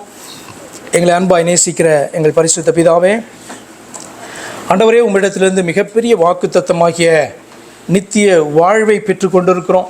அப்படி பெற்றுக்கொண்டிருக்கிறவர்களுக்கு இந்த வார்த்தையில் ஆண்டவரே அவர்களை கைவிடுவதில்லை என்றும் என்றென்றைக்கும் காக்கப்படுவோம் என்றும் ஆனால் வாக்குத்தத்தத்தை பெற்றிருக்கிற எங்களை பார்த்து ஆண்டவர் பொல்லாதவர்கள் மேலே எரிச்சல் அடைவதும் நியாயக்கேடு செய்கிறவர்கள் மேலே பொறாமை கொள்வதும் உனக்கு தகுதியான காரியம் அல்ல என்று சொல்லி இந்த நாளிலே ஆண்டவர் பேசுகிறபடினால் எங்களுடைய ஜென்ம ஸ்பாவமானது ஆண்டவரே அப்படியாக இந்த உலகத்திலே காரியங்களை தீவினைகளின் மூலமாக செய்து சாதித்து ஆண்டவரை நிமிர்ந்து நிற்கிறவர்களை பார்க்கும் பொழுது எனக்கு அப்படிப்பட்டதான காரிய சித்தி இல்லையே என்று ஏங்கி கொண்டிருப்பார்கள் என்று சொன்னால் உம்முடைய ஆலோசனை அவர்களை பார்த்து எரிச்சல் அடையாதே, என்னை நோக்கி அமர்ந்து எனக்கு காத்திரு என்கிறது உம்முடைய ஆலோசனை இருக்கிறபடினாலே ஆண்டவரை உம்மை நம்பி காத்திருக்கும்போது ஆண்டவரே அந்த காரியத்தை வாய்க்க பண்ணுவீர், உம்முடைய வழிகளை எனக்கு காண்பிப்பீர், அந்த வழியாக என்னை கொண்டு சென்று ஆண்டவரை அவர்களை பார்க்கிலும் என்னை உயர்த்துவீர் என்கிறதான காரியத்தை இந்த நாளிலே ஆண்டவர் எங்களுக்கு கற்றுக் கொடுக்கிறபடினாலே ஆண்டவரை இது இந்த வார்த்தை எங்களுக்கு தைரியத்தை கொடுக்கிறபடினாலே எங்களை எழுச்சியடைய செய்கிறபடினாலே ஆண்டவரே உற்சாகம் கொள்ள செய்கிறபடினாலே உமக்கு நன்றி செலுத்துகிறோம் ஐயா. Trust the Lord and wait for him to do. கர்த்தர் ஆண்டவரே உம்மை நோக்கி அமர்ந்து உம்மேலே விசுவாசத்தையும் நம்பிக்கையும் வைத்து உமக்கு காத்திருக்கும் பொழுது நீரே காரியத்தை வாய்க்க செய்கிற தேவனாய் இருக்கிறபடினாலே ஆண்டவரே, இந்த நாளிலே எங்களுடைய நிலையை பார்த்து, இயலாமையை பார்த்து, சூழ்நிலைகளை பார்த்து ஆண்டவரே, எரிச்சல் எங்களுக்கு வந்து கொண்டிருக்குமானால் அதையெல்லாம் நெகிழ்ந்து விடுகிறோம் ஆண்டவரே, அதெல்லாம் நெகிழ்ந்து விடுகிறோம் ஆண்டவரே. உம்மை நோக்கி பார்த்து அமர்ந்திருக்கிறோம். உம்முடைய வார்த்தையின்படியே நீர் எங்களை ஆசீர்வதியும். உம்முடைய வார்த்தையின்படியே நீர் எங்களை உயர்த்துவீராக. அறுப்புண்டு போகிறவர்களை பார்த்து ஆண்டவரே, நாளை தினத்திலே அழிக்கப்பட போகிறதான புல்லை போல இருக்கிறதான வாழ்க்கையை பார்த்து ஆண்டவரே, நாங்கள் கலங்கி தவித்து பொறாமை கொள்ளாதபடி, எரிச்சல் அடையாதபடி, அதன் நிமித்தமாய் பொல்லாப்பு செய்கிறதற்கு ஏதுவான காரியங்களை நாங்கள் செய்யாதிருக்கும்படியாய் இந்த வார்த்தைகள் எங்களை நோக்கி கடந்து வருகிறபடினால் இந்த வார்த்தைகளுக்கு நேராக, உம்முடைய ஆலோசனைகளுக்கு நேராக எங்களை நாங்கள் இந்த நேரத்திலே தாழ்த்தி ஒப்பு கொடுக்கிறோம் ஐயா. நீரே எங்களை நியாயம் விசாரித்து ஆண்டவரே, நீர் எங்களை பொறுப்பெடுத்து கொள்ளுவீராக. கர்த்தராகிய இயேசு கிறிஸ்துவின் நாமத்தில் ஜெபிக்கிறோம் அருமை பிதாவே, ஆமென். என் ஆத்துமாவே கர்த்தரை ஸ்தோத்திரி, என் முழுமையோட பரிசுத்த நாமத்தை ஸ்தோத்திரி. என் ஆத்துமாவே கர்த்தரை ஸ்தோத்திரி, சகல உபகாரங்களை மறவாதே. ஆமென். கர்த்தராகிய இயேசு கிறிஸ்துவினுடைய கிருபையும் இந்த தேவனுடைய அன்பும் இந்த தேவனுடைய ஆவியின் ஐக்கியமும் இன்றும் என்றும் சதா காலங்களிலும் இந்த உலகத்தின் முடிவு பரியந்தம் உங்கள் அனைவரோடும் கூட இருப்பதாக. ஆமென்.